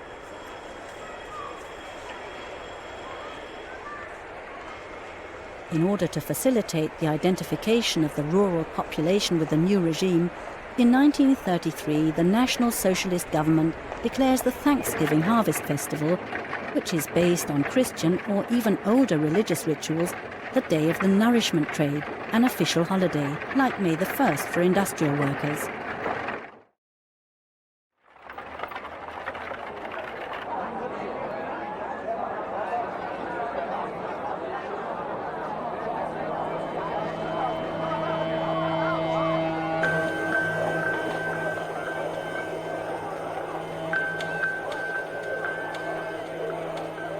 The number of farm workers declines by 16% between 1933 and 1938 as the rural exodus intensifies.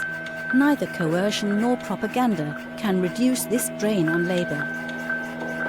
Nor can modern technology remedy the situation. What little foreign currency there is needed for tanks, cannons and planes, not tractors and harvesters. Agricultural production threatens to decline.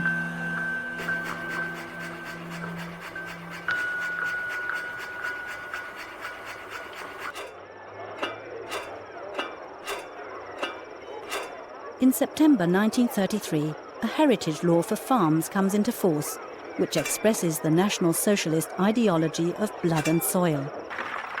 The peasantry is considered the source of life of the Nordic race.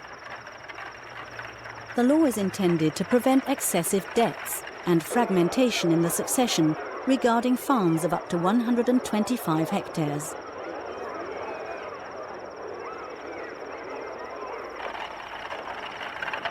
Hereditary farms only go to a single heir.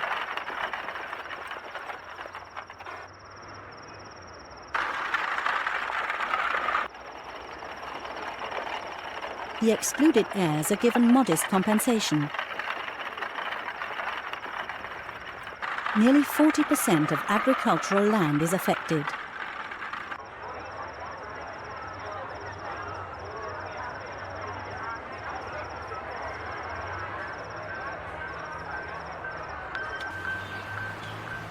In rural areas of northern and eastern Germany, as well as in parts of Bavaria, peat is used for heating. Oil deposits in Germany are low. Despite all the coal in the Ruhr area, Upper Silesia and the Saarland, and the lignite in the Rhineland and central Germany, the German Reich is a country poor in raw materials. German oil production only covers about 30% of domestic demand. In order to save foreign currency, benzene to the tune of 45% is added to petroleum gasoline from the coking plants of the mining industry, and 10% alcohol from the distilleries. Hitler's evil spirit was Goebbels. Ernst Hanfstengel, head of the NSDAP Foreign Press Bureau. On the same evening, I saw Goebbels for the first time. A small man with an overly big head on a child's body. He was surprisingly ugly. His defect, he has a club foot, barely lessened the antipathy that he aroused. He was, however, very intelligent, and after Hitler, the best public speaker in the party. Paul Stalin. I couldn't care less what people think, and I'll say this openly. Goebbels was an interesting man. I never disliked him. He was only dangerous towards the end. Sara Leander, Swedish singer and actress. He was capable of recognizing the faults and weaknesses of the National Socialist system. But he wasn't courageous enough to point these out to Hitler. In front of Hitler, he was like Göring and Himmler, a little man. Heinz Guderian, Major General.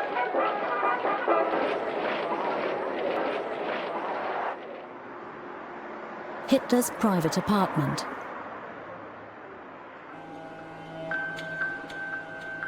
The decor was lower middle class. Richly carved, solid oak furniture in the study, books behind glass doors, embroidered pillows with homely inscriptions or vigorous party wishes. On the walls hung idyllic paintings of the Munich school. It smelled of old cooking oil and rancid rubbish.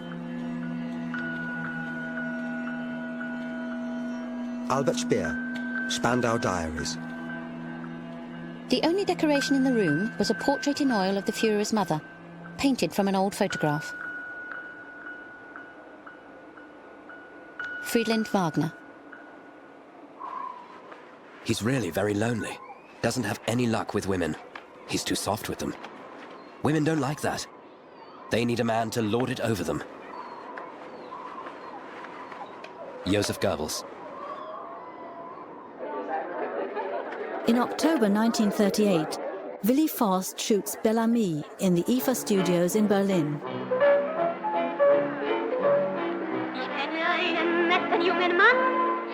Speech to the Nazi Women's League in Nuremberg. There was a time when liberalism fought for the equal rights of women, but the faces of German women, of German girls, lacked hope. They were gloomy and sad. And today we see countless beaming, laughing faces.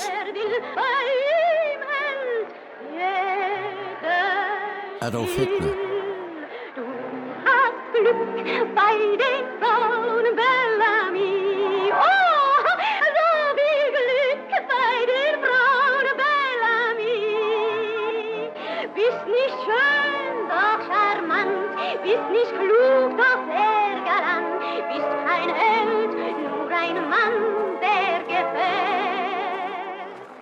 He knew that he could have any number of women.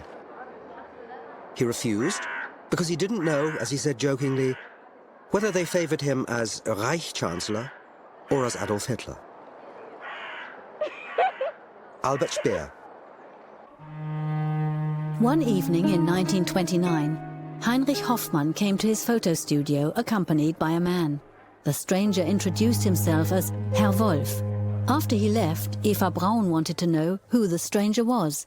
Hoffmann declared that he was the Führer of the NSDAP, Adolf Hitler. Eva didn't come across as an archetypal German girl. Rohush Misch, SS Bodyguard Regiment. He didn't want clever women near him. Albert Speer. Privately, Hitler was very nice. Eva Braun loved him very much, and he loved her. Hertha Schneider, friend of Eva Braun.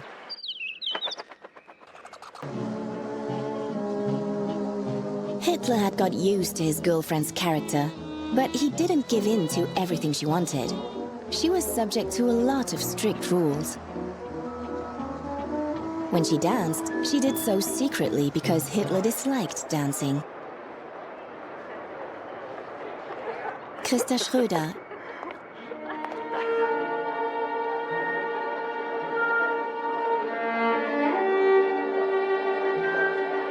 The efforts my wife and I made to encourage Hitler to take private dancing lessons weren't crowned with success.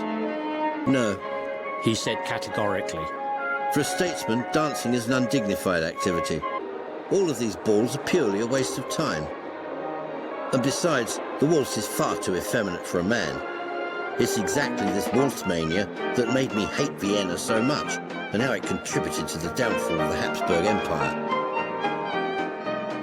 Ernst Hanfstengel, from 1937 in exile.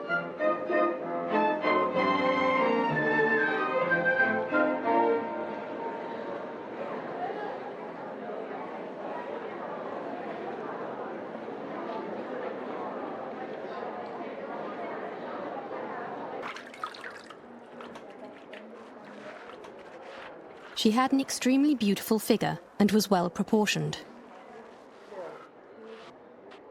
Gertraud Traudel-Junge, Hitler's private secretary from 1942. According to my observations, sexual relations between Hitler and Eva Braun were sporadically very active. I don't know who was the more active of the two. Eva Braun came across as very sexy, but Hitler too. Heinz Linger, valet to Adolf Hitler.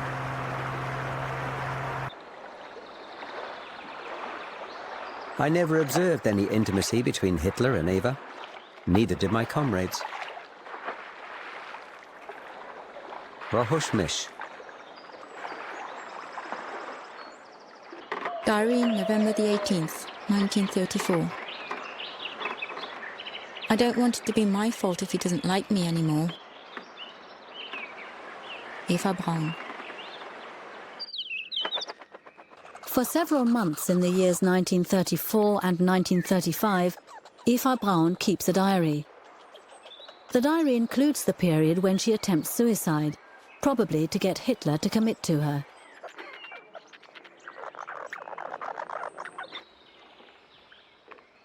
Diary, March the 11th, 1935. If only I'd never met him. I'm in despair. I'm buying sleeping powders again. He only needs me for certain purposes, nothing else is possible. When he says he loves me, he means it only at that moment. Eva Braun.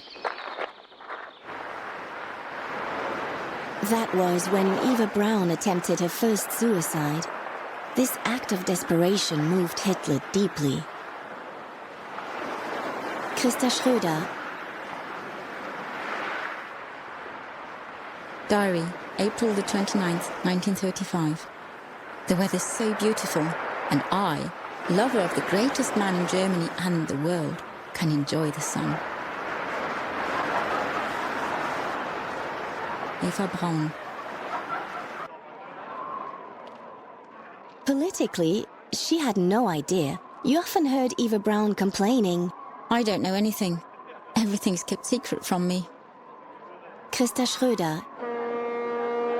As for Eva Braun, no one outside the inner circles of the party and the SS knew of her until the last year of the war. Charles Bewley, Irish Envoy Extraordinary to Berlin, 1933 to 1939.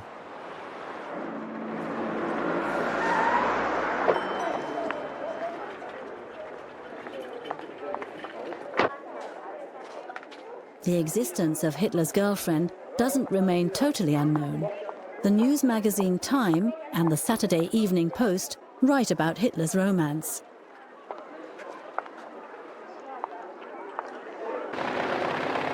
December the 16th, 1939. In the closing days of last August, a blonde Bavarian girl named Eva Helen Braun moved into the Great Chancellery of Wilhelmstrasse. There she conducts herself as if she were the wife of the Nazi dictator. Of course, European intelligence services have long known about the relationship between Effie and Hitler. Richard Norbert, Saturday Evening Post. When he retires, Hitler plans to build a residence in the Austrian town of Linz. Albert Speer revealed that Hitler intended to live out his final years there with Eva Braun. Besides Fräulein Braun, I'll take nobody else with me. Fräulein Braun and my dog. I will be lonely. Everyone will be running after my successor. Adolf Hitler to Albert Speer.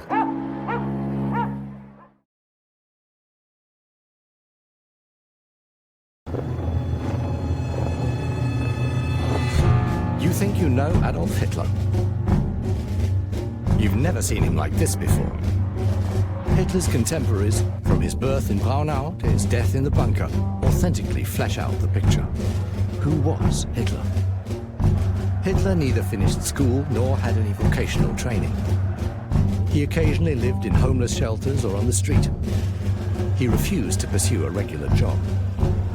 To this day, it seems inexplicable that he could come to power. Out of nowhere, Hitler became the Führer, leader of the German Reich, one of the most powerful men of the 20th century, starting an inferno that engulfed the world and brought death to millions of people. The nation worshipped him and followed him blindly into the abyss. But during his lifetime, he kept his origins and his life secret. No one should know how or who he was. Fascinating and oppressive accounts from companions, friends, and enemies, as well as the most extensive collection of archive material ever shown. Much of it, hitherto unpublished, reveal who Hitler was and how he could become what he was. A notorious liar and an unscrupulous murderer. Hitler's power and popularity are unquestioned. And Göring, the second man in the state, is similarly popular as well, if not as close to the Führer as others. Hitler has created a secret private life and spends a lot of time in the Alps at Obersalzberg, which is declared a restricted area. Hitler threatens to invade Austria. The Austrian Chancellor surrenders, allowing the country to be taken over. In a subsequent plebiscite, nearly 100% of Austrians vote in favor of integration into the German Reich. This success encourages Hitler to repeat this tactic with Czechoslovakia, where a substantial German minority lives in the Sudetenland. Will he succeed again?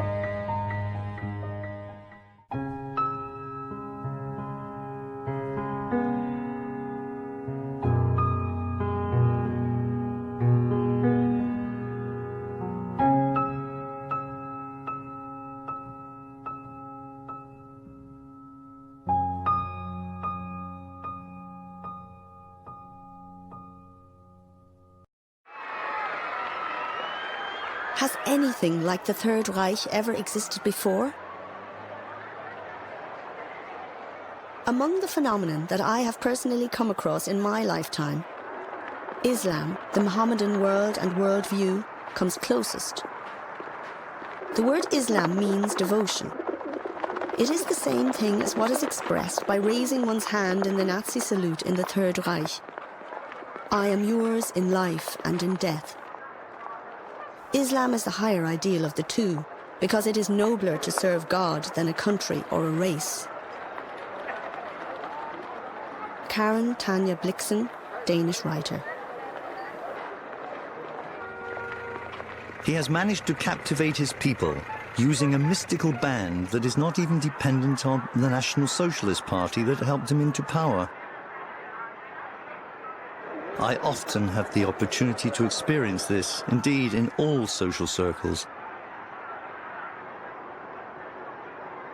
Robert Coulondre, French ambassador to Berlin, 1938 and 1939.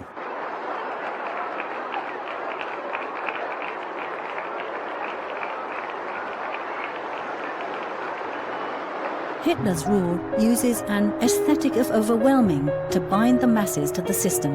In the early days of his movement, well-organized and choreographed mass marches imply a strength which is in fact non-existent.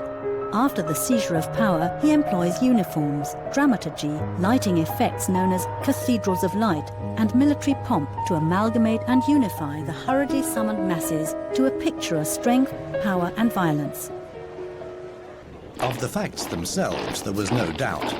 He had restored to Germany her self-respect and recreated orderliness out of the chaos and distress which had followed her defeat in 1918. Neville Henderson, British Ambassador to Germany. The year 1937 is the quietest of Hitler's 12-year reign. There are no foreign policy provocations, no new racist laws, no publicly staged pogroms. If one were to believe the footage shot by amateur filmmakers who come from the upper middle class, the people in Hitler's Reich enjoy their lives.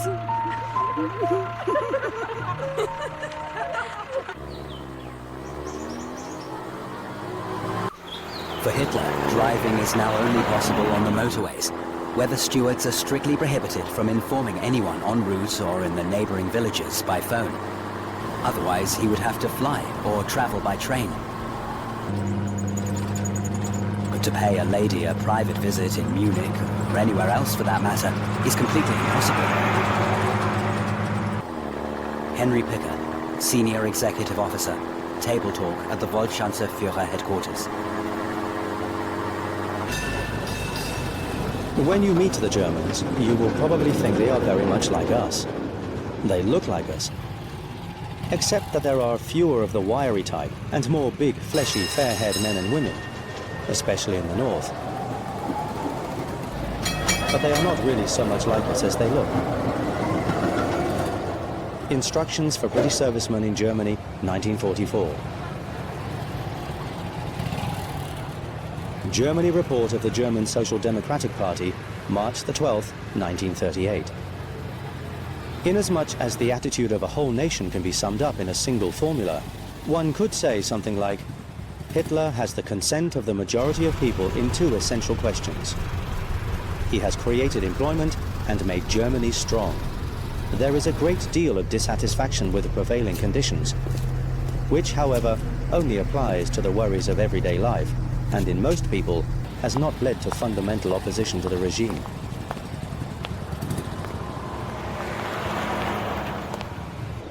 Heinrich Himmler visits Quedlinburg in the Prussian province of Saxony. In the medieval city, he propagates a cult around King Henry I, for Himmler, the founder of the German Reich. The king is buried in Quedlinburg Castle. The Reichsführer SS has been head of the German police in the Reich Ministry of the Interior since June 1936. Client conversation in Nuremberg, 1945. Göring. To the outside world, it looked like I was the second man in the government. But after 1942, my influence decreased. Question. Who were your rivals for power? Göring. Himmler, later Bormann. Hermann Göring to his lawyer, Hermann Bruce. When he had to make big decisions, he went up to Obersalzberg. Here, life was geared to his personal needs. Strolls around Obersalzberg, stopping in small guest houses, gave him, as he said, the inner peace and confidence to make the decisions that surprised the world. Albert Speer. Diary, September the 18th, 1938. Drive to the tea house up on the mountain. It stands majestically in the midst of giant peaks, an undisturbed view. Here one finds clarity and confidence. All the ballast of Berlin disappears. Joseph Goebbels. The entire Obersalzberg area is sealed off in 1935. Hitler asks Martin Bormann to pressure the house and hotel owners into selling their property to the NSDAP to create a so-called Führer security zone. Meanwhile, it had become a custom for everyone who wanted to see their Führer to gather there in the afternoon. An aide gave the signal, and then everyone marched down the hill past Hitler, a touching spectacle of spontaneous tribute. For them, it was one of the biggest moments of their lives. Fritz Wiedemann, adjutant to Adolf Hitler. One beautiful day, my school friends and I decided to visit Obersalzberg.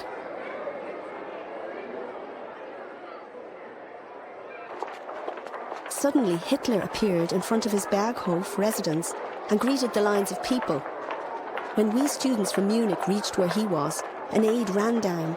He told us, "The Führer wants to greet you."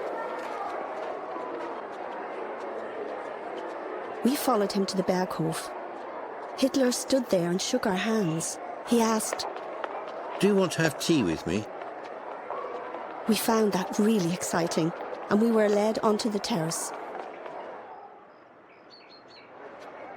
Elisabeth Nuller-Neumann, student in Munich.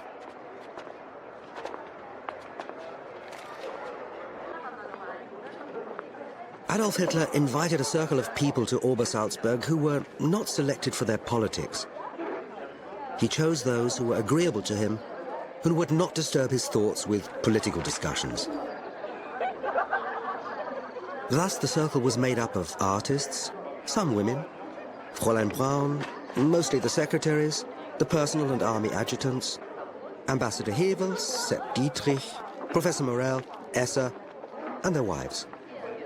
Bormann, Brandt, and I were also members of this circle. Albert Speer. Usually, straight after dinner, there would be a discussion. After that, there was a stroll to the little tea house, half an hour's walk away from the Berghof. Hitler led the way with the honored guests. The others followed far enough behind to be out of earshot. The party met again on a plateau beneath a tea house that had a wide view of the Alps. The way back to the Berghof was always by car. Christa Schröder, Hitler's private secretary.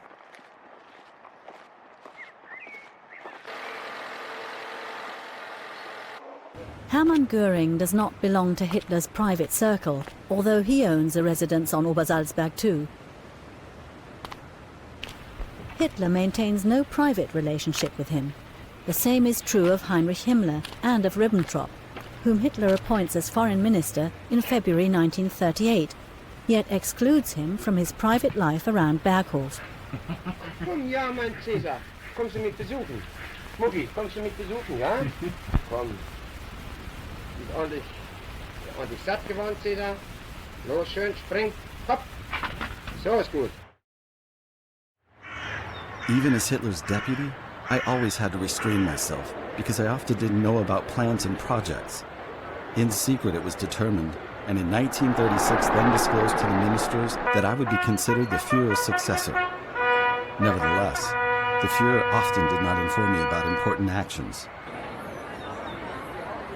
Hermann Göring, conversation with Hermann Bross, Nuremberg 1945.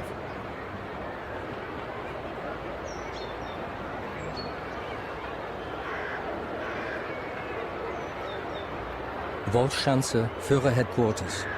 Lunch, October the 27th, 1941. The Reich Foreign Secretary is at present hunting pheasant in Sudetenbau. This fact once again gave the Führer cause to pour scorn on the royal hunt. All his sympathies are on the side of the poachers, because first of all, these people must really understand something about hunting, and secondly, without the poachers, the most beautiful novels would never have been written. Werner Körpen, Adjutant to Reichsminister Alfred Rosenberg.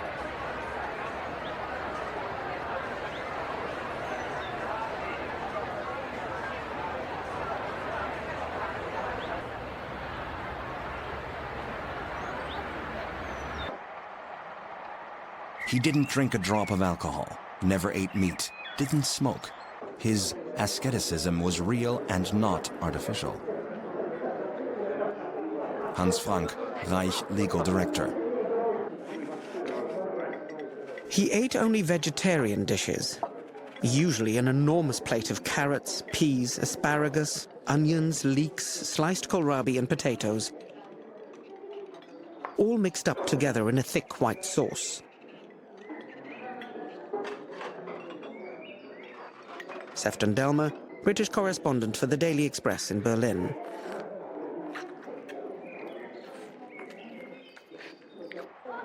One of those present asked his personal physician whether the health of the Reich Chancellor forced him to keep such a strict diet. And he answered that his Spartan habits were mainly for psychological reasons. Gustav Mannerheim, Finnish Field Marshal. Apart from its state dinners, his table manners were uncultivated. Reinhard Spitzi, personal assistant to Joachim von Ribbentrop. Incidentally, the Führer tried to spoil the meat-eaters' enjoyment of their meal. Although he didn't want to convert anyone to vegetarianism, he suddenly began talking about how awful it was walking through an abattoir. Gertraud Traudl-Junge, Hitler's private secretary.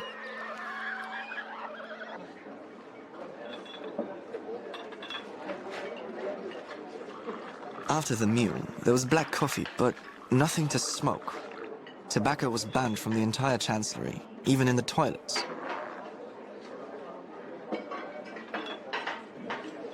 Reinhard Spitzi.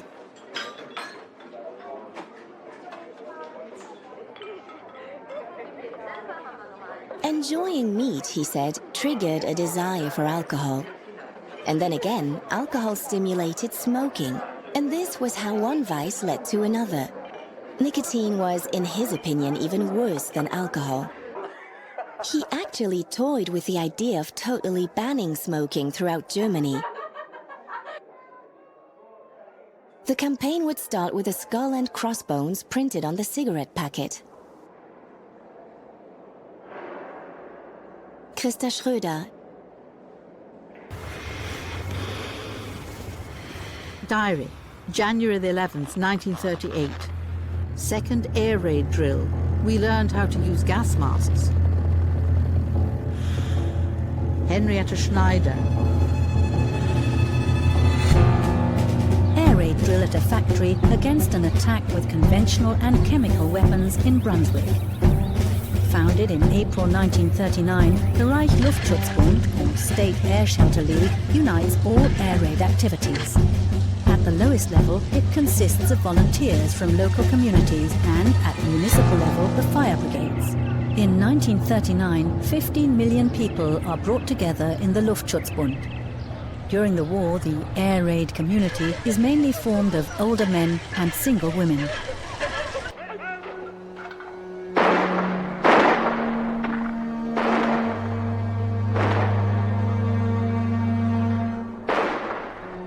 The Führer had at this time something like the power of Napoleon after Austerlitz and Jena.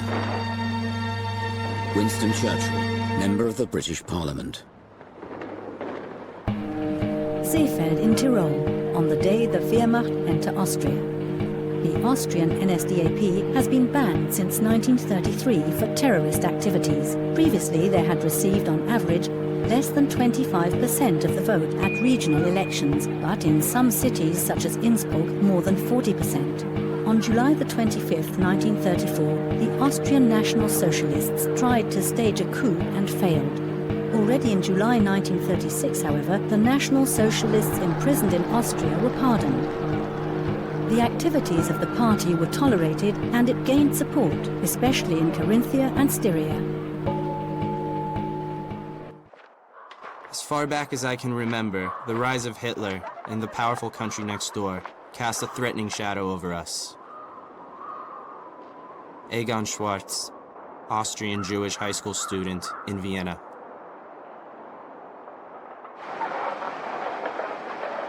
People knew about Dachau and Oranienburg. They didn't like to talk about it. Kurt Schuschnigg, Austrian Chancellor. Apart from his resolve to bring all Teutonic races into the Reich, as so plainly described in Mein Kampf, Hitler had two reasons for wishing to absorb the Austrian Republic. It opened both the door of Czechoslovakia and the more spacious portals of southeastern Europe to Germany. Winston Churchill, the Second World War. Führer's order, March the 11th, 1938, 8:45 p.m. Operation Otto. The demands of the German ultimatum to the Austrian government have not been fulfilled. To avoid further bloodshed in Austrian towns, the march of the German armed forces into Austria will commence at daybreak on March the 12th. Adolf Hitler. On Friday, the 11th of March, 1938, Austrian radio broadcast a program of light music. It was 7:45 in the evening when the announcer suddenly interrupted. The Chancellor was going to speak. Kurt Schuschnigg said that in order to avoid bloodshed, he would capitulate to Hitler's wishes. He ended his speech with the words, "God protect Austria." Dr. Edward Bloch, the Hitler's family doctor, written in US exile, March the 15th, 1941.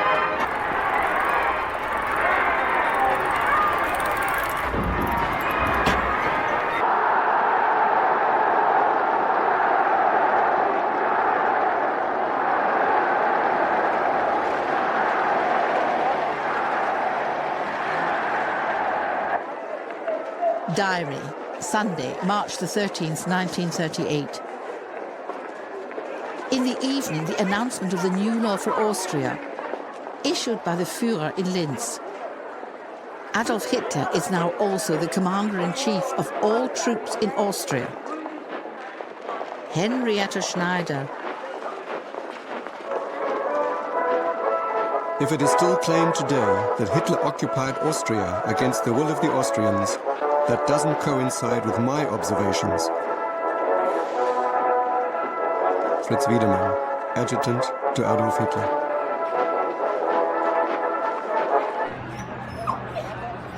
It is correct to say that a very large number of Austrians were gladly prepared to accept National Socialism and integration into the German Reich.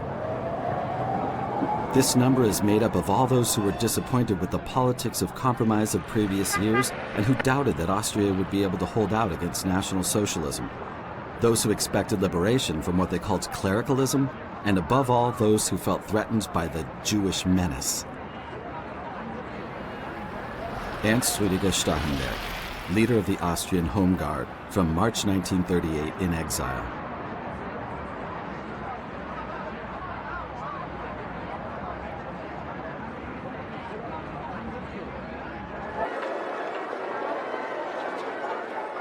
Women, especially, enjoyed decorating themselves with the emblems of National Socialism that they wore as medallions or brooches. By contrast, there was terror and fear among the opponents of National Socialism.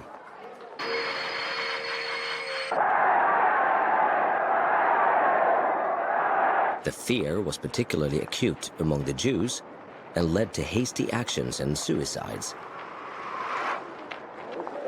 Egon Basch, St. Pölten, German-Austrian Jew.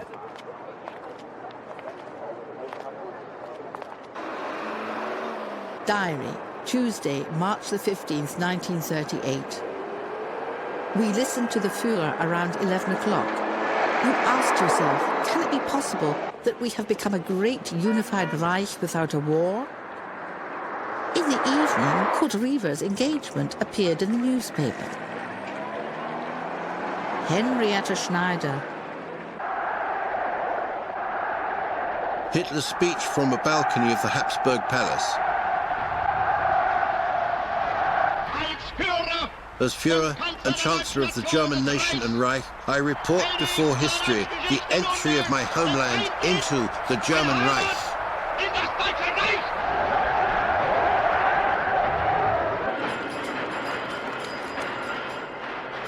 On March the 25th, 1938, Hitler begins the last election campaign of his life. Hitler wants to confirm the annexation of Austria in a referendum. He estimates 80% will vote in favour of it in Austria.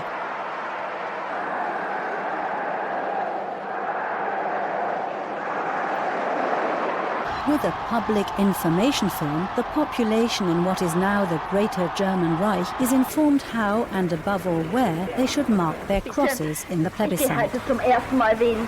Sagen Sie, wie geht denn das? Oh, das ist doch ganz einfach. Haben Sie ein Dokument bei sich? Erkennungskarte oder Heimatschein, Taufschein, Reisepass oder sonst eine amtliche Legitimation? Der Meldezettel allein genügt nicht.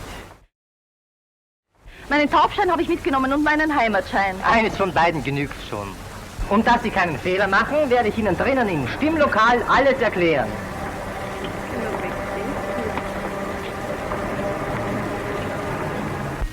Also jetzt passen Sie gut auf. Der Herr, der dort hinter dem Tisch sitzt, das ist der Wahlleiter. Zu dem gehen Sie hin und sagen Ihren Namen und Ihre Adresse und zeigen ihm Ihr Dokument. Josef Berghofer, Hauptstraße 43. Sehen Sie? Einer der Beisitzer schaut jetzt nach, ob der Wähler in der Stimmliste enthalten ist.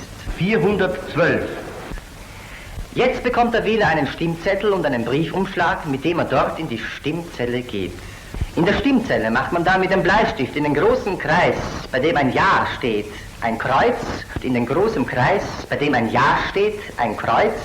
Das ist sehr wichtig und legt den Stimmzettel in den Briefumschlag. Auf dem Stimmzettel darf nichts anderes vermerkt werden, als nur das Kreuz in dem Ja-Kreis, sonst ist der Stimmzettel ungültig. Den Briefumschlag mit dem Stimmzettel übergibt man dann dem Wahlleiter, der ihn ungeöffnet in die Wahlurne legt. Dankeschön. Ist das alles? Na, eigentlich nicht. Denn nachher, wenn Sie abgestimmt haben, müssen Sie nach Hause gehen und dafür sorgen, dass auch alle Ihre Bekannten rechtzeitig zur Abstimmung kommen. Hitler estimates 80% will vote in favour of it in Austria. He's more than surprised when on the evening of April the 10th, the referendum results are announced. 99.75% have voted for the Anschluss, more than in the Old Reich.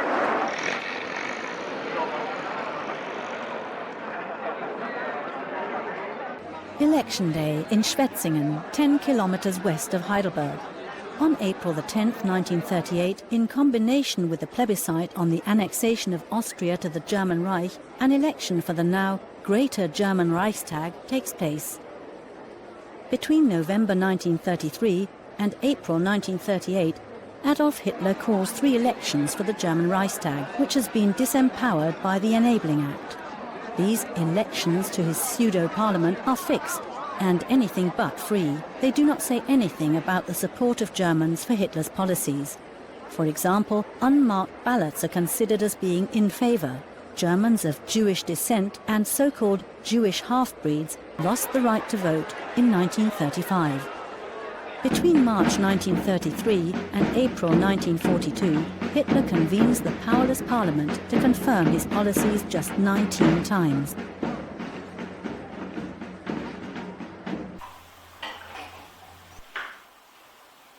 As it turned out, in the Great German Vote, all the staff in Paul Zollneiss's house, from the chauffeur to the chambermaids, are party members. Everyone is reeling from the euphoria that occurs with the typical signs of an epidemic. Even those far away are exposed to the contagion. Frank Thies, German writer, fragments of historical experiences. All laws enacted before then, including the Jewish acts that were passed in 1935 in Nuremberg and later strengthened and significantly extended, would be transferred at once and with full force to the new territory, and its entire state and social life turned upside down overnight. Egon Schwartz, Austrian Jewish high school student in Vienna, later historian.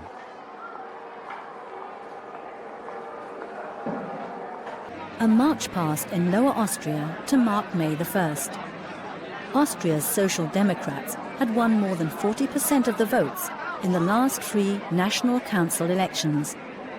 the National Socialists tried to win over the Social Democrat supporters who, in the form of the Schutzbund, had once fought street battles with the SA. Hermann Neubacher, National Socialist, Mayor of Vienna since April 12, 1938. Former members of the Schutzbund, we understand you. You believed, as we also believe. You stood up for it, as we did during difficult years. You were revolutionaries, as are we. Today we extend our hand. Are you prepared to work with us faithfully, and until the very last? Then I accept your vow. To our great Führer, Sieg Heil. Summer at Lake Atta in the Salzkammergut resort. The middle class have also come to terms with the Anschluss, which has been overwhelmingly promoted in mass initiatives and propaganda campaigns. The Catholic German nationalism of the Christian social movement, dominant up until 1938, facilitates the abandonment of almost all resistance.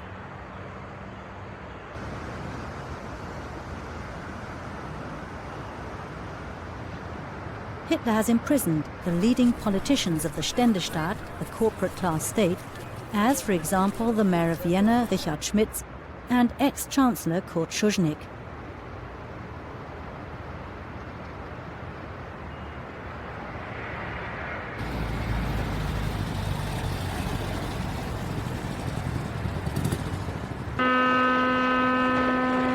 Diary, May 26, 1938. I have requested permission to emigrate. I feel that I have to leave Germany before it is too late. War seems unavoidable. It will, I fear, encompass all of Europe, if not the whole world. Bella Fromm, German Jewish journalist.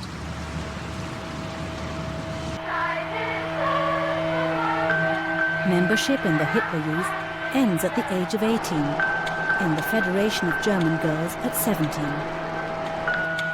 Hitler had appointed von Schirach Reich Youth Leader in 1931 at the age of 24. At that time, the leading cadres of the Hitler Youth were hardly older than those entrusted to them. According to Hitler's instruction, youth should be led by youth. The National Revolution is undoubtedly a youth movement. The new Germany is being built by the young for the young. The military discipline, which serves as a backdrop to the present drama, provides remarkable contrasts. Antoni Count-Subanski, Polish writer. In 1938, in a revised version of the Marriage Act, conceiving children is defined as the purpose of marriage. The refusal of a spouse is considered grounds for divorce, but the National Socialists cannot stop the long-term trend towards smaller families. The average size of household and family continues to shrink in the years 1933 to 1945. In 1920, there was an average of 2.3 children per marriage. In 1930, 2.2, and in 1940, only 1.8 children. Hitler is driven by the notion that he will only be granted a short life. Note of a Hitler speech to NSDAP propaganda leaders. He, Hitler, did not have much longer to live, according to human estimates. People did not grow old in his family. It was therefore necessary to solve the problems as soon as possible, so that this would happen during his lifetime. Only he was able to do this. Waldemar Vogt, provincial propaganda leader, Main, Franconia. My personal last will and testament. In the case of my death, I dispose that my remains be buried in the right-hand temple of the Eternal Guardhouse. My coffin should resemble the others, that my entire estate be left to the party. To Fräulein Eva Braun, Munich, a lifelong allowance of 1,000 marks per month. To my sister Angela, Dresden, a lifelong allowance of 1,000 marks per month. To my sister Paula, Vienna, a lifelong allowance of 1,000 marks per month. To my stepbrother Alois Hitler, the lump sum of 60,000 marks. To my trusted Julius Schaup, the lump sum of 10,000 marks and a lifelong monthly pension of 500 marks. I appoint the Master of the Treasury as executor of this testament. In the case of his death, Martin Bormann. Berlin, May the 2nd, 1938. Adolf Hitler. Trappau lies near the German border. Whenever we came up to the border, several in the group broke away, ran across the borderline, and kissed the German earth. Later, I learned that these children were ethnic Germans who were raised to love Germany. Ruth Elias, Czech Jew.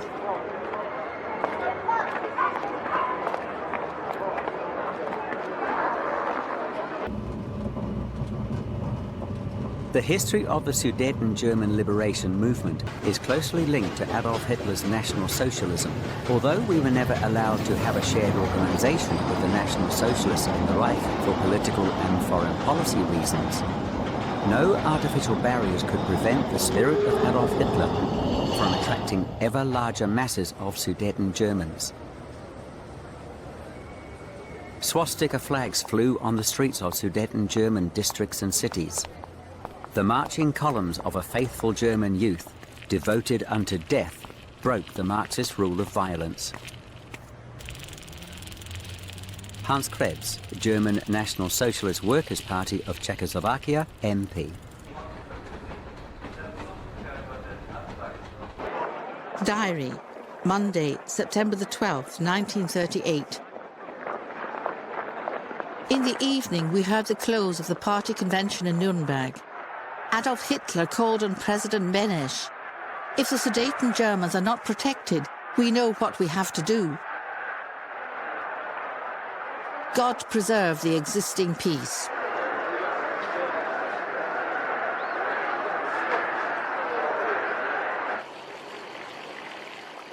Diary, Thursday, September the 15th, 1938. My 66th birthday. England's Prime Minister Chamberlain is with the Führer today. I had many guests. Henrietta Schneider.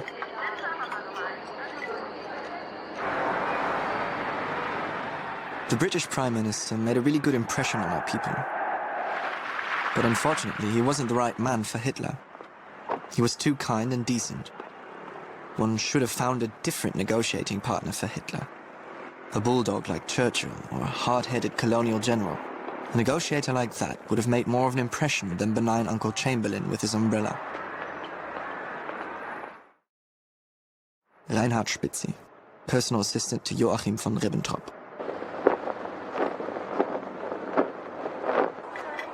Speech in the Berlin Sportpalast, September the 26th, 1938. I also want to declare now, before the German people, that with respect to the Sudeten German problem, my patience is now exhausted. I have made Mr. Benesch an offer. Peace or war. Either he finally gives the Germans their freedom, or we will come and take this freedom ourselves. Adolf Hitler.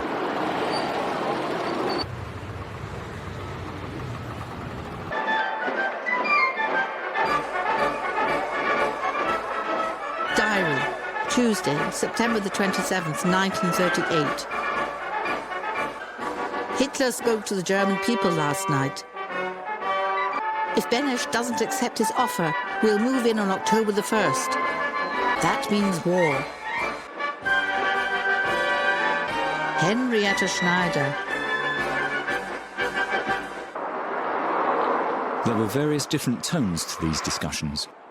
Hitler found friendly words of recognition for Chamberlain, and Lotus spoke the oft-quoted sentence, "We don't want any Czechs." Paul Otto Schmidt, interpreter for Adolf Hitler. Diary, Wednesday, September the 28th, 1938. Tomorrow, a meeting in Munich between Hitler, Daladier, Chamberlain and Mussolini. Henrietta Schneider. In spite of the harshness and ruthlessness I thought I saw in his face, I got the impression that here was a man who could be relied upon when he had given his word. Neville Chamberlain, British Prime Minister, letter to his sister. Diary. Friday, September the 30th, 1938. The negotiations in Munich have had a happy ending. The Czechs have to pull out of the Sudetenland tomorrow. Hitler, our Prince of Peace. Henrietta Schneider. The genius of the Führer and his determination not to shrink, even in the face of war, have again achieved victory without the use of force.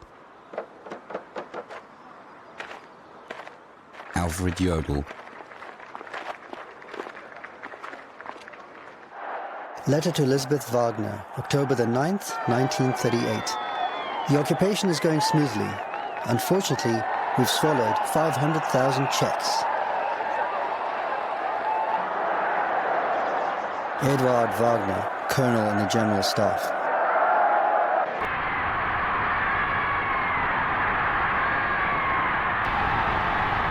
The increasingly heady atmosphere of the days of the occupation has already ebbed away. Nevertheless, one has to say that National Socialism has been accepted everywhere.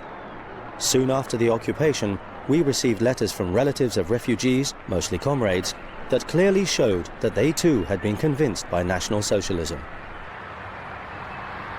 Germany Report of the German Social Democratic Party, December the 10th, 1938.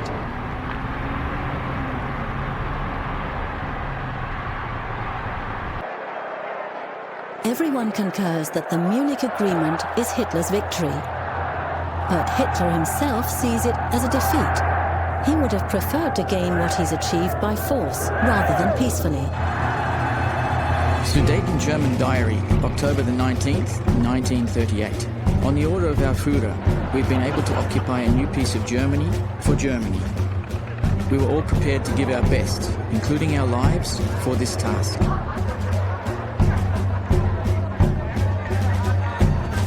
Benno von Arendt, Reich Set Designer, Reserve Officer.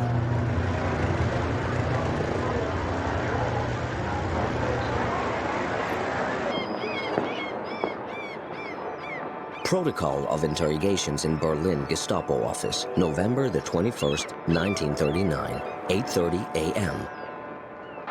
In autumn 1938, the working class generally expected a war. After the Munich Agreement, the working class was quiet again. I was already convinced last year that the Munich Agreement would not hold and that war was unavoidable. George Elser, failed assassin of Hitler in November 1939.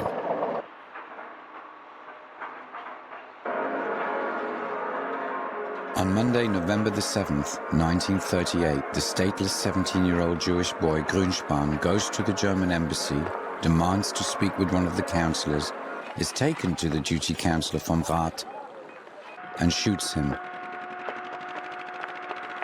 Grünspan describes the motive for the act as wanting to take revenge for his fellow believers, for the Polish Jews forced out of Germany. Walter Tausk, German Jew, Wroclaw, Diary.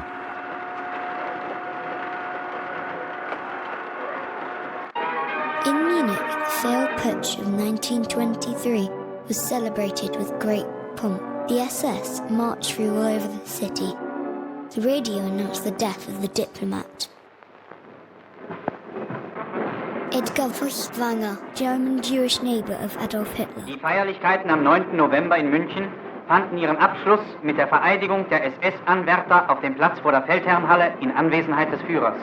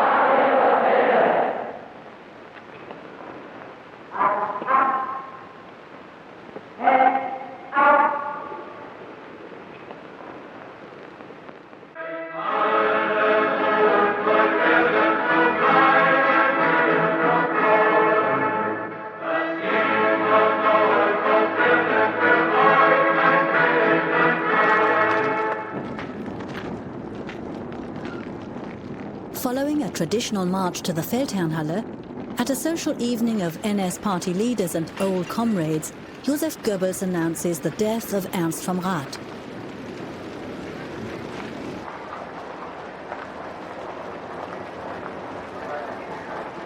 I go to the party reception in the Old Town Hall. Very busy. I report the matter to the Führer. He orders... Withdraw the police. The Jews should for once feel the people's anger. Joseph Goebbels, diary. It was clear to me that something would happen outside in the Reich. I believe that the saying, "the Jews will pay for this," was widely misunderstood. Hartmann Lauterbacher, Deputy Leader, Hitler Youth. Diary, November 1938. In the night that brings the news of the death, a pogrom breaks out all over Germany. All the synagogues are on fire, windows are smashed in all the Jewish shops, the wares destroyed. Apartments are broken into.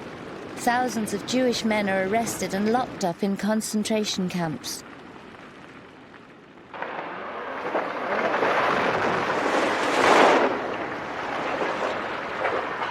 Kita Kollwitz, painter and sculptress.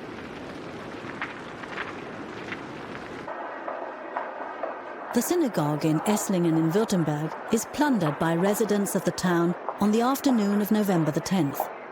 Religious artifacts are burned. Hermann screamed hysterically. These damn idiots! I have to collect every old bucket and every old newspaper in Germany, and then a horde of hooligans goes around and destroys things worth millions in one evening.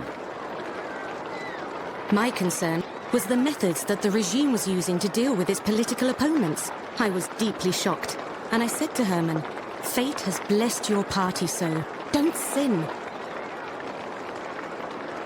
Emmy Göring, Historical Events and Confessions. When that segment of the population that had not taken part either as police or SA awoke after the fatal night and saw the destruction that had taken place, a sequence unfolded that its instigators had not expected. An unmistakable, deep sense of depression and shame seized the public. People said, "I'm ashamed to be a German." Rudolf Bing, German-Jewish businessman, Nuremberg.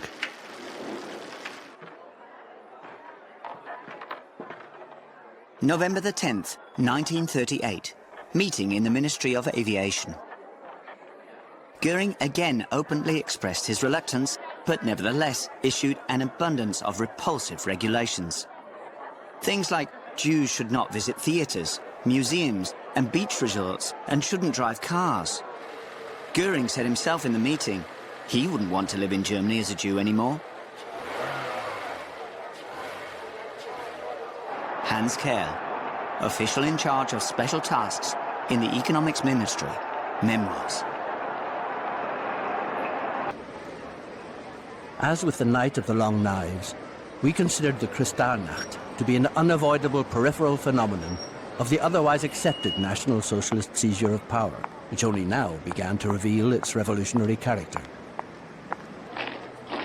Rudolf Wolters, architect, employee of Albert Speer. Entering public parks is forbidden to Viennese Jews, along with the Schönbrunn Palace Gardens. In the districts of the German Ostmark, as in the rest of the German Reich, the Nuremberg race laws apply. Between March 1938 and May 1939 alone, 100,000 Austrians of Jewish descent leave their home country, with most having to abandon almost all their property. by 1942, another 30,000 will emigrate or flee.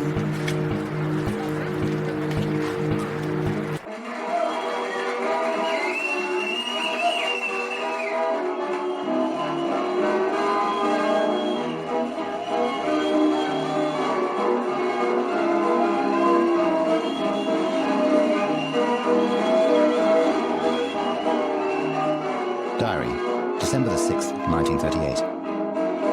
A boycott has been issued against Jews throughout the Reich.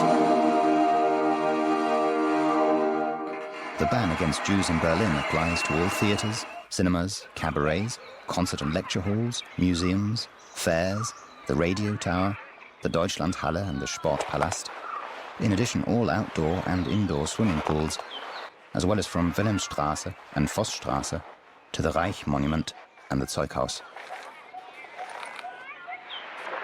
Erich Ebermeier, writer.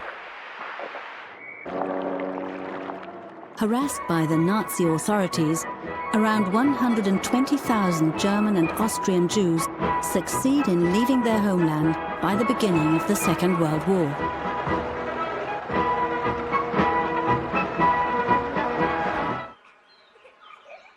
I used my final days in Germany to bid farewell to my old homeland.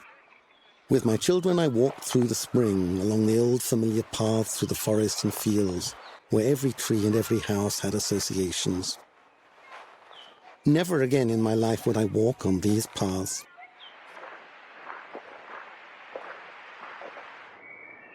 A man comes along, the Führer of 80 million people, and declares that Jews can't have a home. That Jews are a nomadic people who can never settle, who always need to roam.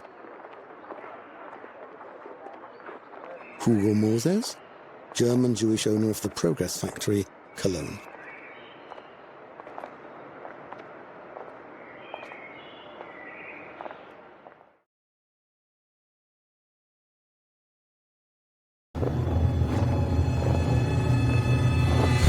You think you know Adolf Hitler? You've never seen him like this before. Hitler's contemporaries, from his birth in Braunau to his death in the bunker, authentically flesh out the picture. Who was Hitler? Hitler neither finished school nor had any vocational training. He occasionally lived in homeless shelters or on the street. He refused to pursue a regular job. To this day, it seems inexplicable that he could come to power. Out of nowhere, Hitler became the Führer, leader of the German Reich, one of the most powerful men of the 20th century, starting an inferno that engulfed the world and brought death to millions of people. The nation worshipped him and followed him blindly into the abyss. But during his lifetime, he kept his origins and his life secret. No one should know how or who he was. Fascinating and oppressive accounts from companions, friends, and enemies, as well as the most extensive collection of archive material ever shown. Much of it, hitherto unpublished, reveal who Hitler was and how he could become what he was. A notorious liar and an unscrupulous murderer. After the Saarland referendum and reunification with the German Reich, Hitler repeatedly declares that he has no further territorial claims and just wants peace. Already in March 1938, he breaks his word and uses the threat of a military occupation to annex Austria.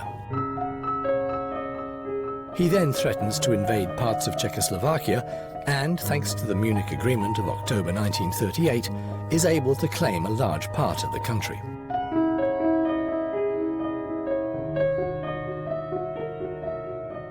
The German people are enthusiastic about the successes achieved without conflict. But Hitler secretly longs for war and continues with his aggressive strategy.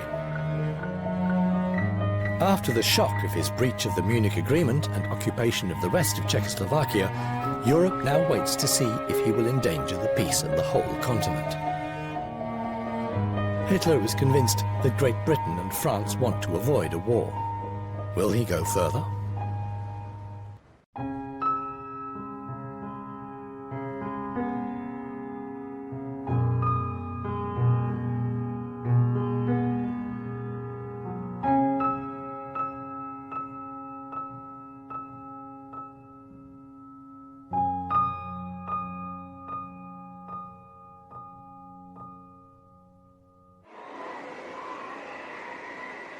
Diary, January the 1st, 1939.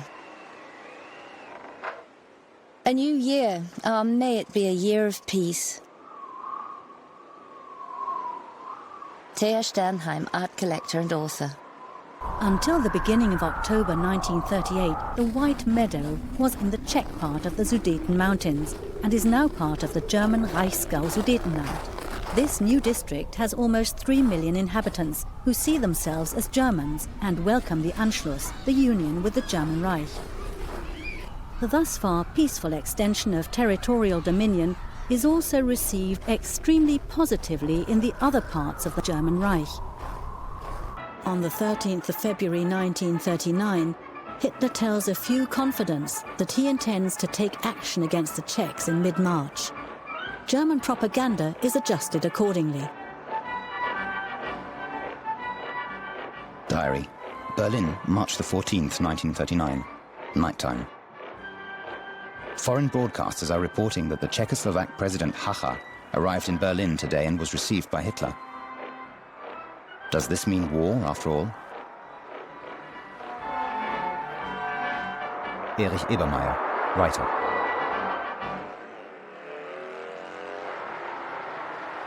In the meantime, I dealt with the transcription of the statement of just a few lines, reading, "The Czechoslovak president has declared that he has trustingly placed the fate of the Czech people and country in the hands of the Führer of the German Reich."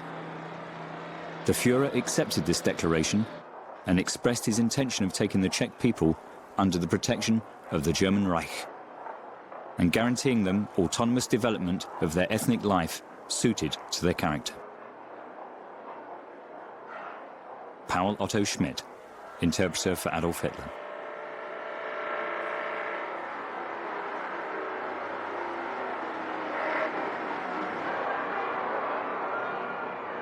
For 3 hours, Hitler conducted a discussion with the president of Czechoslovakia.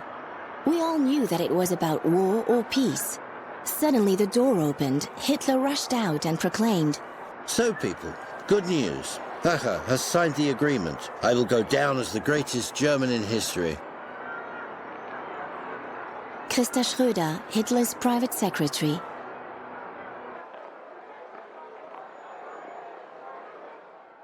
Letter to Elisabeth Wagner, March the 15th, 1939, evening. The Führer drove to Prague at 4 o'clock this afternoon. He is staying in Prague Castle. In the morning, there will be a parade. His dream is thus fulfilled. Eduard Wagner, Artillery General.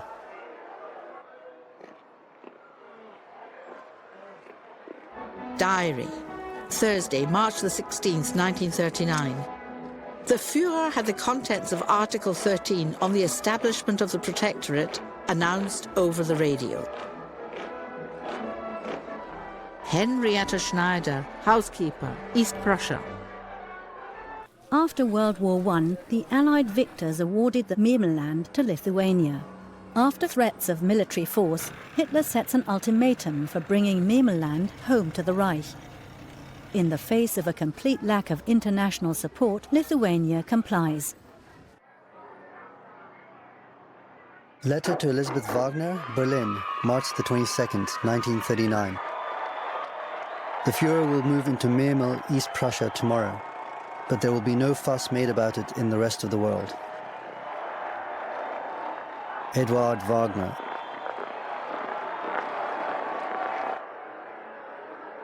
Diary. Thursday, March the 23rd, 1938. Around 2:30, the Führer spoke to the Memellanders.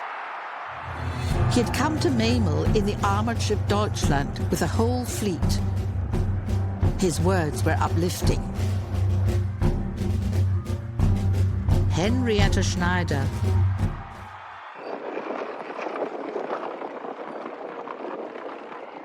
Secret report to Ambassador Josef Lipski in Berlin. Everyone is awaiting further steps from Hitler. It is generally assumed that after the annexation of Memel, he has to move on to the settlement demands with Poland, primarily the takeover of Danzig and the corridor. The solution to these questions will meet with understanding and recognition by the German people. Felix Tyszewski, Polish General Consul. A meeting in Schorfheide near Berlin in spring 1939. Hermann Göring and the British ambassador Neville Henderson. We had reached the last act of the drama, and the curtain for it had gone up on that momentous March the 31st, when Mr. Chamberlain had announced our agreement with Poland. Neville Henderson, British ambassador to Germany.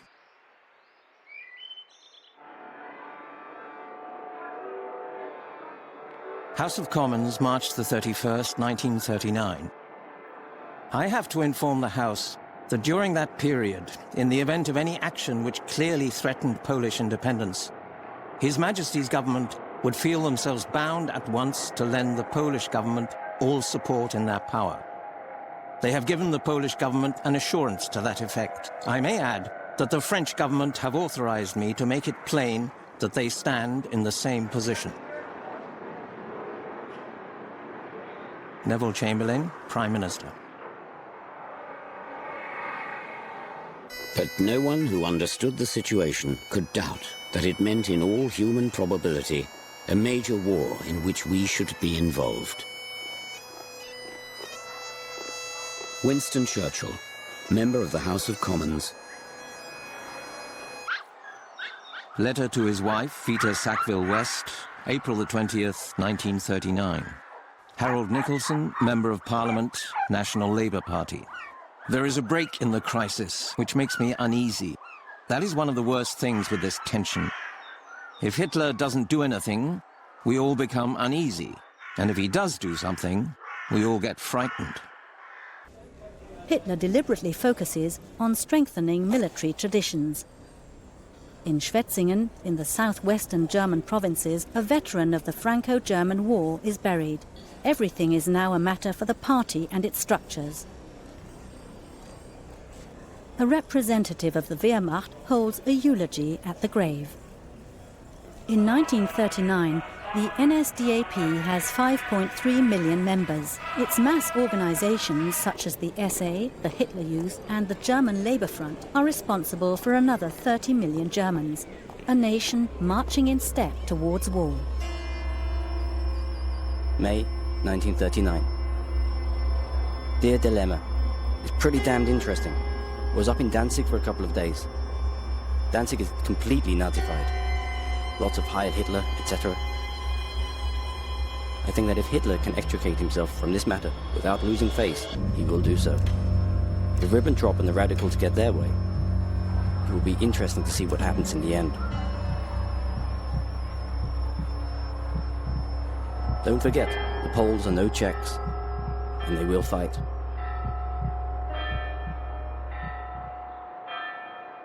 John F. Kennedy, letter to his childhood friend, Kirk Lem Billings.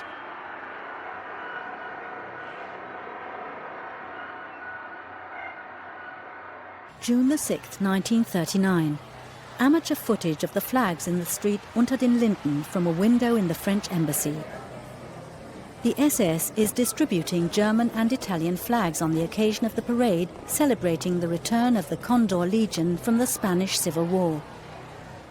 The Germans have known for only a few weeks that, together with Italian troops, this Luftwaffe unit helped the Spanish fascists to victory over the left-wing Republic, thereby gaining experience of aerial warfare in a covert operation.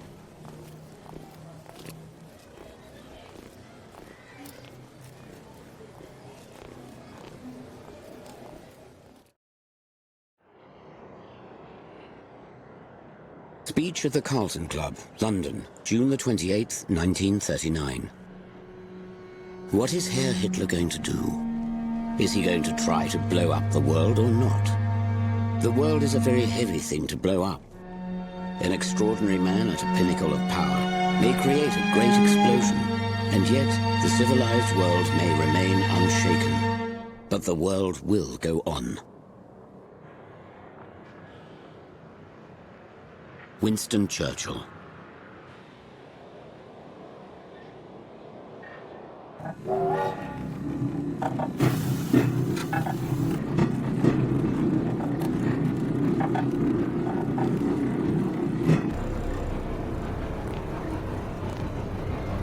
the market in Swinemünde, a port on the Baltic Sea in the province of Pomerania. In the mid-1930s, per capita income in Germany is only half that of America. Above all, agriculture, from which 9 million Germans live, is still underdeveloped. In 1928, only 68% of the German Reich could supply itself with food. But by 1939, this share has risen to 83%. Mainly meat and fats still have to be imported. Nobody is starving in Germany anymore. The Germans are doing well.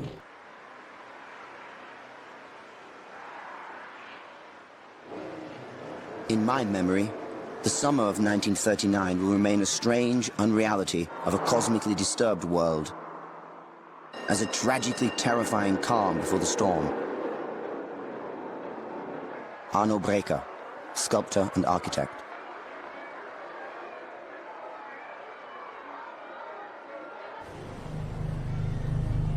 July the 2nd, 1939. Rudolf Hess deputizes for Adolf Hitler in his function as leader of the NSDAP at the Gautag on the Siegfried Line district celebration in Kaiserslautern, only 40 kilometers from the French border. Since 1936, Hitler has been building the 630-kilometer-long Siegfried Line along the border with France, Belgium, Luxembourg and the Netherlands. Up to 1 million men from all over Germany have been conscripted to work on the fortification of the western border.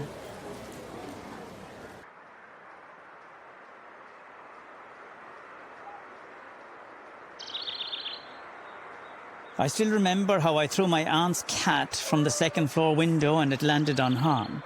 When it had kittens, my cousin Maurice was told to dispose of them.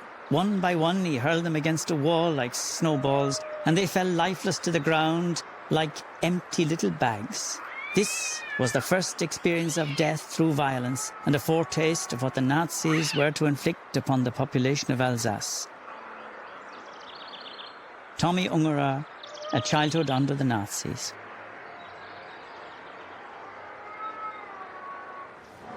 Sunday, July the 16th, 1939. A Guard battalion has lined up before Adolf Hitler outside the Museum of German Art in Munich. Since this summer, Wehrmacht officers and party officials are allowed to wear the white tunics as a dress uniform. Hitler, followed by Reichsführer SS Heinrich Himmler in black SS uniform, walks up the steps of the museum. Inside the museum, too, there are almost exclusively uniformed men to be seen. One of the few civilians present on this summer Sunday is the museum's director, Karl Kolb. Uniforms are omnipresent in everyday life in the German Reich.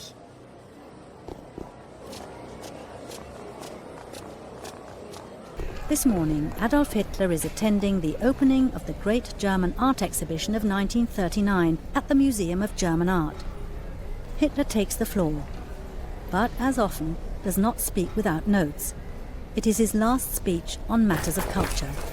Following this, Hitler inspects the exhibition with his confidant in art affairs, the architect Gerdi Trost. They are accompanied by Dino Alfieri, Mussolini's Minister of Popular Culture, who will become ambassador to Berlin at the end of the year.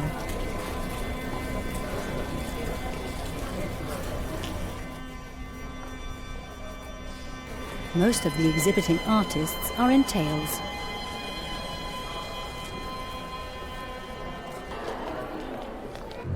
Accompanied by Air Force Adjutant Nikolaus von Below and his factotum Julius Schaub in SS uniform, Hitler hurries to his Munich apartment. In the afternoon, more than 30,000 participants in the 2,000 Years of German Culture Parade will file past the Führer. Ashram at Wardha, Congress Party of India, July the 23rd, 1939. Herr Hitler, Berlin, Germany. Dear friend, friends have been urging me to write to you for the sake of humanity. It is quite clear that you are today the one person in the world who can prevent a war which may reduce humanity to a savage state. Are you really willing to pay that price for an object, however worthy it may appear to you to be? Will you listen to the appeal of one who has deliberately shunned the method of war, not without considerable success? Anyway, I anticipate your forgiveness if I have erred in writing to you. I remain your sincere friend, Mahatma Gandhi.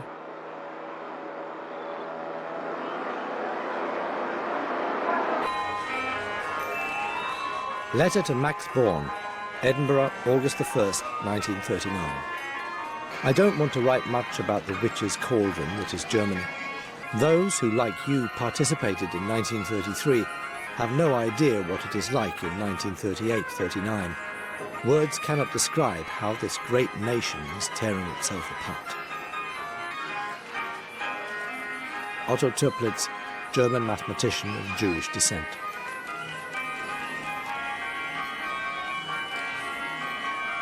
The imperial city of Augsburg. In 1939, the medieval trading city has 185,000 inhabitants and has been the location of important industries since the second half of the 19th century. Here too, from the end of the 1930s, there is a consistent focus on war production. The Augsburg-Nuremberg engineering works manufacture, among other things, diesel engines for submarines. The Messerschmitt factories produce fighters and bombers, the Renk factories large gearboxes. From 1943, Allied bombers will begin destroying the Bavarian armaments complex. The summer was winding down. The weather was warm and sultry, and Danzig's numerous cafes, beer and wine gardens were filled with Germans enjoying themselves, despite all the talk of imminent war.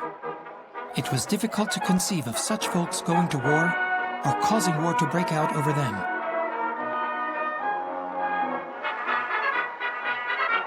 William Shirer, correspondent for the Columbia Broadcast System in Berlin.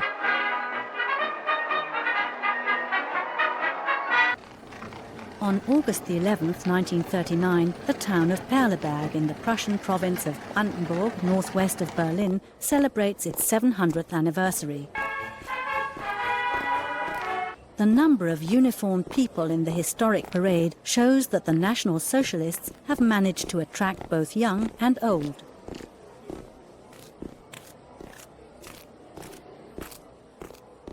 A music corps of the Luftwaffe.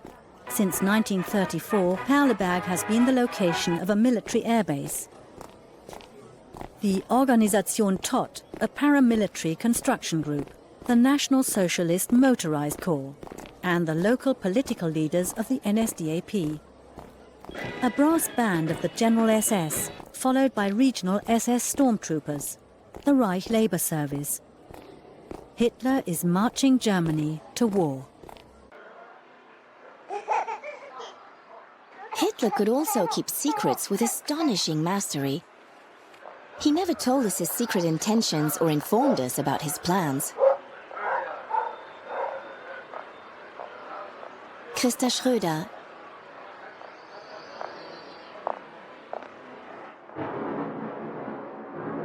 August the 13th, 1939. Obersalzberg. Paul Otto Schmidt, interpreter of Adolf Hitler. Hitler was completely set on war.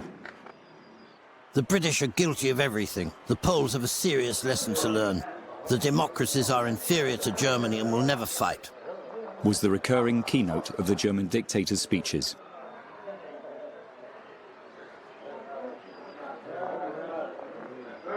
The next day, the Italian foreign minister Ciano was received at the Burghof. Hitler spoke the following sentence at this event. I am firmly convinced that neither England nor France will enter into a general war.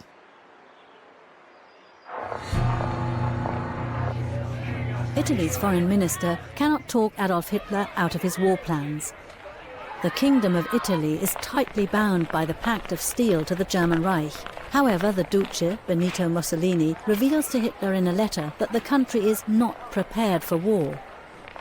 When Hitler gives the order to invade Poland, Italy withholds its allegiance. Hitler doesn't even bother to answer a final attempt at mediation by Mussolini.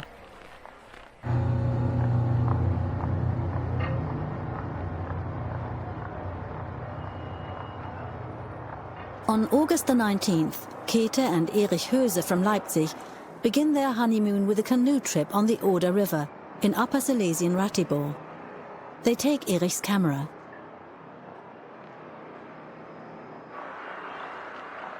As I look back at the summer of 1939, I see that I remained woefully ignorant of the secret agreement between Nazi Germany and Communist Russia. William Shirer, U.S. journalist. For 12 days, the newlywed Leipzigers paddle down the Oder. During this time, Adolf Hitler propels the continent into a world war.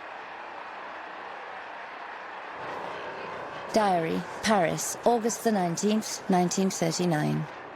Announcement of a German-Russian non-aggression pact. Thea Sternheim. At the end of July, on Hitler's approval, Foreign Minister von Ribbentrop and State Secretary von Weizsäcker set the foundations for an agreement with the Soviet Union, which also includes the partitioning of Poland and the Baltic states. Hitler is in a hurry because he believes autumn rains will prevent a motorized war in backward Poland. On August the 19th, Stalin accepted Hitler's offer with both hands after Hitler had suggested splitting the Baltic into spheres of influence. I noted, but if Ribbentrop travels to Moscow, it means Russia is inviting Hitler to invade Poland. Ernst von Weizsäcker, Secretary of State at the Foreign Office, Memoirs.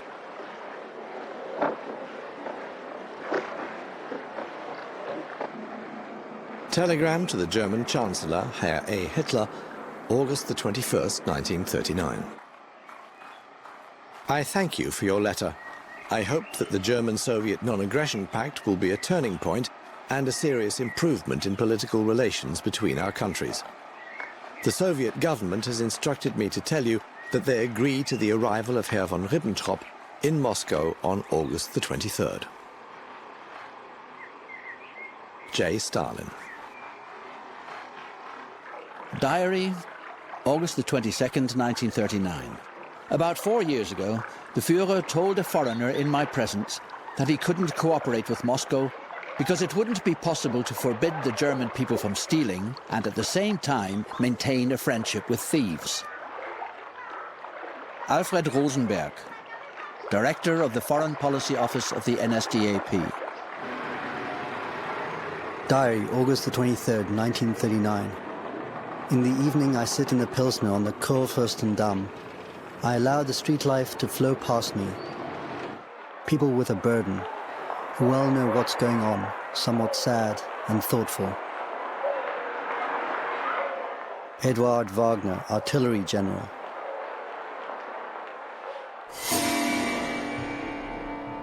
August the 22nd, 1939. The speech in which Hitler addressed military leaders took place in the great reception room of the Berghof.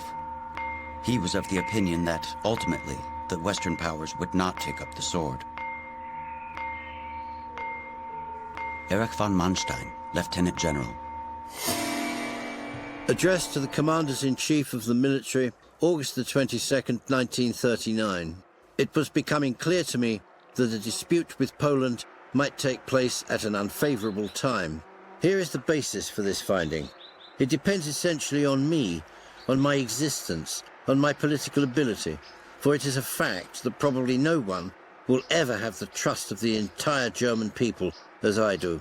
In the future, there will probably never be a man who has more authority than I. My presence, therefore, is of great value. But I can be eliminated at any time by a criminal or by an idiot. Adolf Hitler. Diary, Sunday, August the 27th, 1939. Exchange of letters between Hitler and Chamberlain. Hitler wants Danzig and the corridor for Germany. Henrietta Schneider.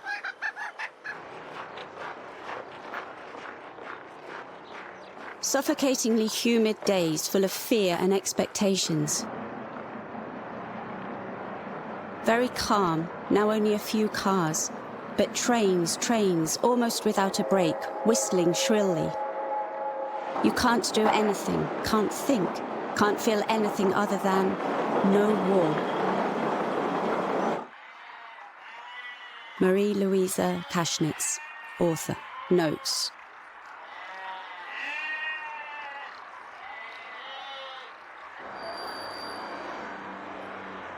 Diary, Monday, August the 28th, 1939. We believe that there will be war. Yesterday, rationing introduced for milk, fat, coffee, textiles and other things. Potatoes, flour, bakery products, vegetables, eggs are free. Diary, Wednesday, August the 30th, 1939.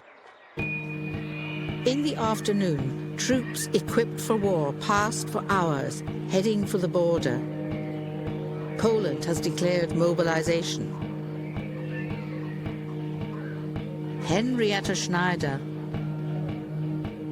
On August the 30th, Käthe and Erich Höse reached the delta of the Oder River and Stettin, the harbour. Government cruise liners are anchored here, placed under the protection of the Red Cross as hospital ships. 2 days after the honeymooners arrive in Stettin, the Second World War begins. Erich Höse becomes a soldier on September the 1st. Autumn is coming. The terrifying autumn of 1939. For suddenly the world is trembling. The trembling now felt is long delayed and has time and again been bravely warded off. Hitler invades Poland, England's ward of court. Friedrich Hollander, German composer. Night of August the 30th, 31st, 1939. In these hours, I knew that if war came, and who could doubt its coming, a major burden would fall upon me. Winston Churchill. Eduard Wagner, Diary, August the 31st, 1939. With General Halder at 5 p.m., I read the Führer's order. The Supreme Commander of the German Armed Forces, August the 31st, 1939. Secret command material, top priority, only via officers, 8 copies, second copy. The invasion of Poland is to be conducted according to the Case White preparations, with those changes that occur with the army now in near full deployment. If England and France begin hostilities against Germany, the Western operations of the German armed forces should provide careful consideration of force resources to ensure conditions for the successful conclusion of the operation against Poland. Adolf Hitler.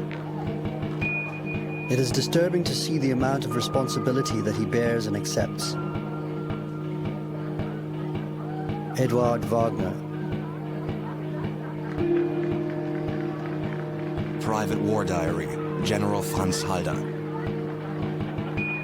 Demands of the Führer on the military leadership. Destruction of Poland equals elimination of its living power. It is not about achieving a specific line or a new border, but about destroying the enemy. The means are of little concern. The Führer will no longer speak to anybody from outside. Consultation. We stay in the Chancellery until midnight, and then sleep. Tonight, fate will take its course. Joseph Goebbels, Diary.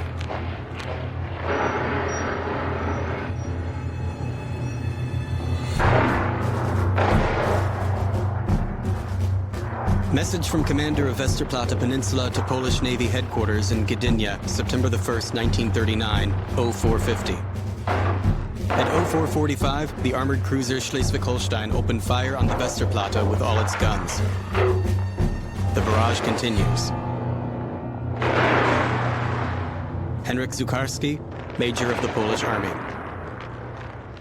In Zeiten schwerster polnischer Bedrohung erklärt Danzig am 1. September 1939 seine Heimkehr ins Reich.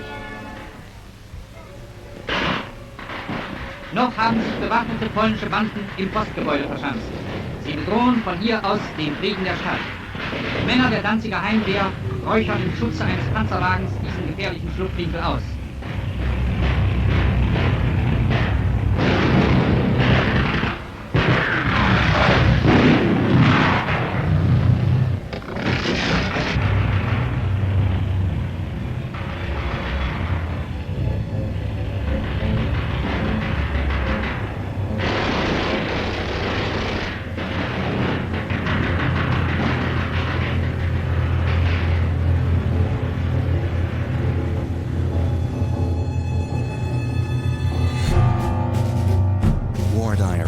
September the 1st, 1939, Friday, 7th day of mobilization, 6:30 a.m.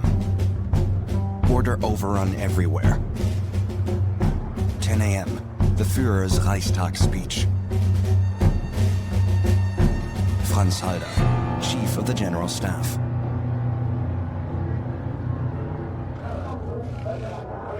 Diary, Friday, September the 1st, 1939. Poland has rejected Hitler's offer. The radio announces the actions of our troops in all of Poland. All our men from 16 to 55 years old have to go to Lützen, East Prussia. Henrietta Schneider.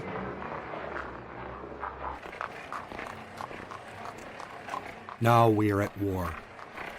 God grant that not everything good and valuable should perish. The less time it takes, the better. Yet one must consider that our opponents are not going to reach a peace agreement with Hitler and Ribbentrop. What this means? Who would not be able to see the consequences? Ernst von Weizsäcker, State Secretary, Ministry of Foreign Affairs.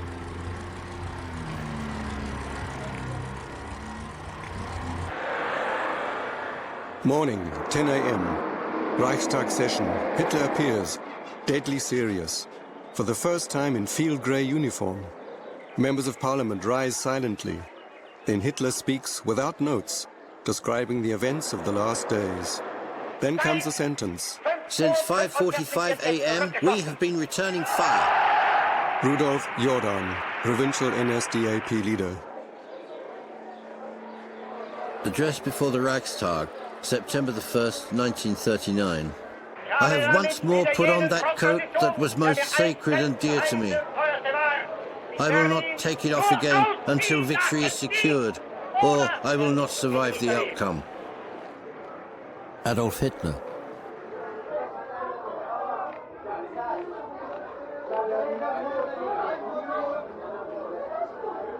I have a clear memory of the day war broke out. The adults were really serious. Many women cried. On the Rhine Bridge, the first refugees of the Second World War passed by. They were farmers from southern Palatinate villages who had been evacuated from the threatened region behind Hitler's acclaimed fortifications along the French-German border, and who were now going to assembly centres with the few belongings they could take. The ramshackle carts were drawn by cows. Helmut Kohl, schoolboy, later Prime Minister of Germany.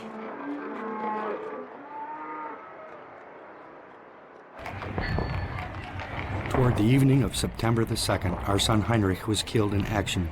The site of his swift and untimely death was the Tuchola forest region at the train crossing near Klonovo. It occurred while Heinrich, a lieutenant and leader of the 1st Platoon of the 9th Infantry Regiment, was advancing against Polish riflemen ahead of his troops.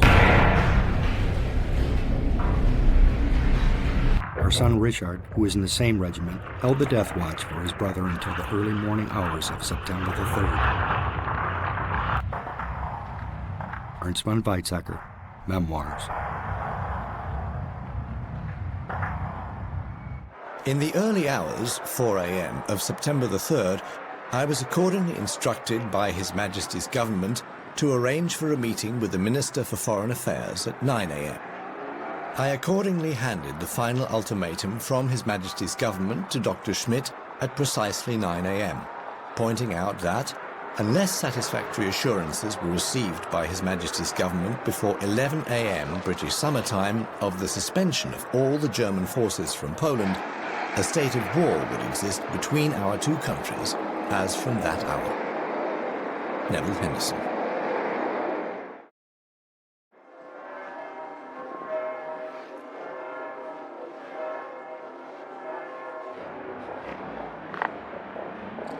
Then I took the ultimatum to the Chancellery. Hitler's most prominent people were gathered in the room in front of his office. "What news?" asked anxious voices. I answered with a shrug, "Schools cancelled," and entered the next room where Hitler was sitting at his desk, while Ribbentrop stood at the window. I remained some distance from Hitler's desk and slowly translated the ultimatum of the British government. When I finished, there was total silence. Hitler sat as though turned to stone, just looking straight ahead. After a while, he turned to Ribbentrop. "What now?" Ribbentrop replied with a quiet voice, "I suppose the French will issue an identical ultimatum within the hour." As my job was now finished, I left and told those waiting outside, in 2 hours, a state of war will exist between England and Germany. Goering turned to me and said, "If we lose this war, then may heaven have mercy on us." Paul Otto Schmidt. Berlin, September the 3rd, 1939. When Coulondre returned to the embassy, he was visibly shocked. Without a word, he sat down at the table of the large conference hall and reported the dramatic minutes in the Chancellery. He then paused for a moment, and suddenly this man burst into tears in front of us. Paul Stelin, Air Force attaché in the French Embassy in Berlin. When France and Great Britain declared war on Germany on September the 3rd, people could hardly contain their happiness. The mood, and not only in Warsaw, was enthusiastic. I immediately sent my sister, who had moved to London with her husband a few weeks earlier, a postcard. It certainly won't be easy, perhaps even terrible, but we are in good spirits because we don't have the slightest doubt that Germany will lose. The postcard never arrived.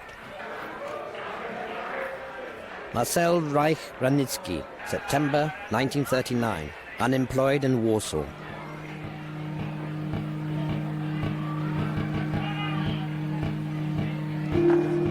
War Diary, September the 3rd, 1939, Sunday. 9th day of mobilization. Declaration of war from England, 11:30 a.m. France, 5 p.m. Order for the transition to a war economy. Franz Halder, Chief of the Army General Staff.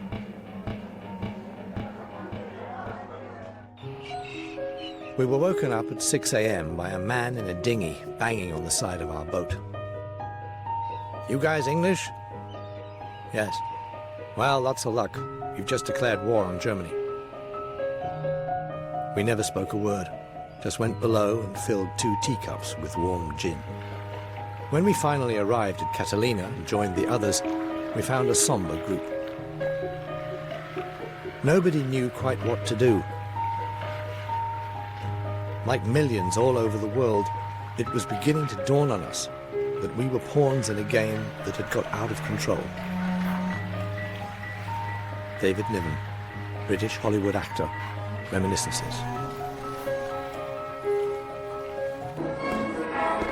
Adolf Hitler accepts the world power's entry into the war because he considers himself infallible. The extraordinary success leading up to March 1939 has caused his self-confidence to become megalomania. In private discussions, he compares himself to Napoleon, Bismarck, and Frederick the Great.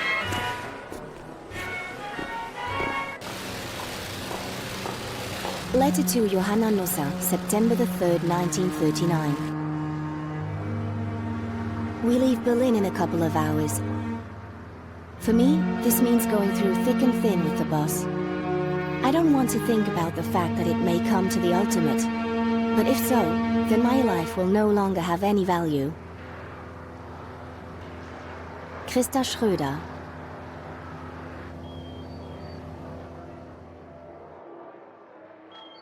On September the 3rd, 1939, Great Britain and its Commonwealth dominions, Australia and New Zealand, and the Indian Empire declare war on the German Reich.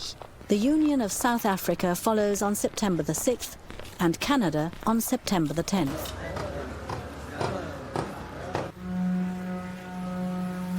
I remember the amazement when the message came in that Churchill was going to be appointed to the War Cabinet. Holding the ominous press dispatch in his hand, Goering stepped from the doorway to Hitler's living quarters and said wearily, "Churchill's in the cabinet. That means war really is about to begin." Albert Speer, Memoirs. Churchill loves war. He makes no secret of it. Even boasts about it. Joe L. Sawyer, bomber pilot, Royal Air Force. Diary, Wednesday, September the 6th, 1939. We shall fight to the last and may win, but I confess I don't see how. Sir Alexander Cadogan, British Under-Secretary of State for Foreign Affairs. War Diary, September the 13th, 1939. The Fuhrer's motorcade roared by. We saw our Fuhrer. He was going to the front. Gerhard M., soldier, Flensburg. If a shot is fired from a house behind the front line, the house will be burned to the ground. If a shot is fired from a village behind the front and it can't be determined which house the shot came from, the entire village will be burned down. Fedor von Bock, commander of Army Group North, order of the day.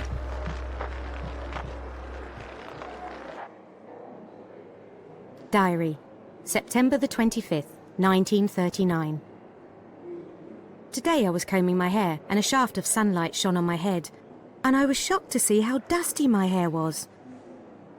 I had no grey hairs in my glossy thatch, or very few before the war. But if I keep on like this, I'll be white by Christmas. Nella Last, housewife, Barrow-in-Furness, Lancashire.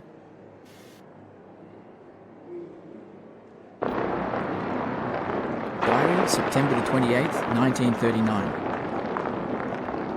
Warsaw has finally fallen. Mountains of corpses have to be removed. The Russians are marching into Poland and are moving up to an agreed demarcation line. Scattered Polish divisions are leading a heroic, desperate struggle. Udo von Auvensleben, Captain, 16th Tank Division. Some 16,000 members of the German armed forces die, and 30,000 are wounded in the Polish campaign of 1939. Sources report 68,000 dead and 130,000 wounded on the Polish side. Tens of thousands of Polish civilians are killed in the course of the 5-week conflict.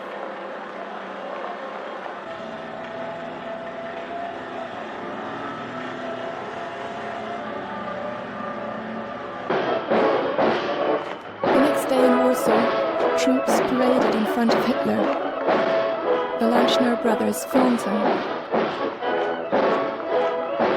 I was standing near Hitler and saw how the troops looked at him, mesmerized. Without exception, they appeared ready to do anything for him. If he were to give the order, they would die for him. Leni Riefenstahl, director and actress. In addition to the free city of Gdansk, western parts of Poland are annexed and added to the Greater German Reich.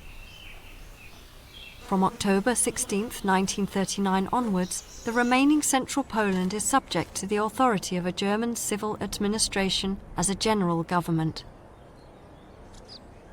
The successful combat troops are immediately transferred to the Western Front and replaced by occupation forces. These usually consist of older reservists who have served in the First World War. According to the Hitler-Stalin Pact, Eastern Poland falls to Russia. The German-descended families living there are relocated to Greater Poland. The landscape around the city of Posen, which is Reichsgau Vaterland, is affiliated to the Greater German Reich.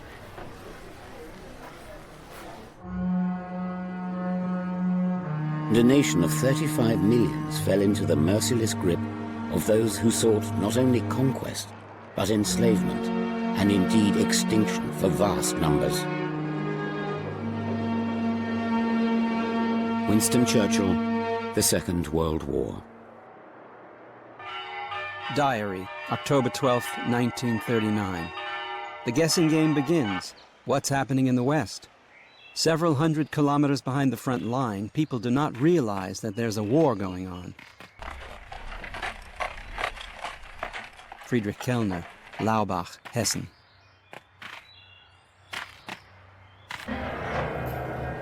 Hard work. One has made one's mark in Germany when one is allowed to work late at the office. In part, the military qualities of the Germans are linked to their industriousness. One doesn't leave the war and go home at 6 p.m. Hans Habe, Hungarian, Austrian, American writer and newspaper publisher. Diary, December the 31st, 1939. Cyril Joad pounds pacifism after dinner. His line is that the ordinary person in England would be less unhappy after a Nazi victory than if he or she lost their sons, lovers or husband. I do not stay to watch the new year. The old year is foul and the new year terrifying. What shall I have to record this time next year? Harold Nicholson.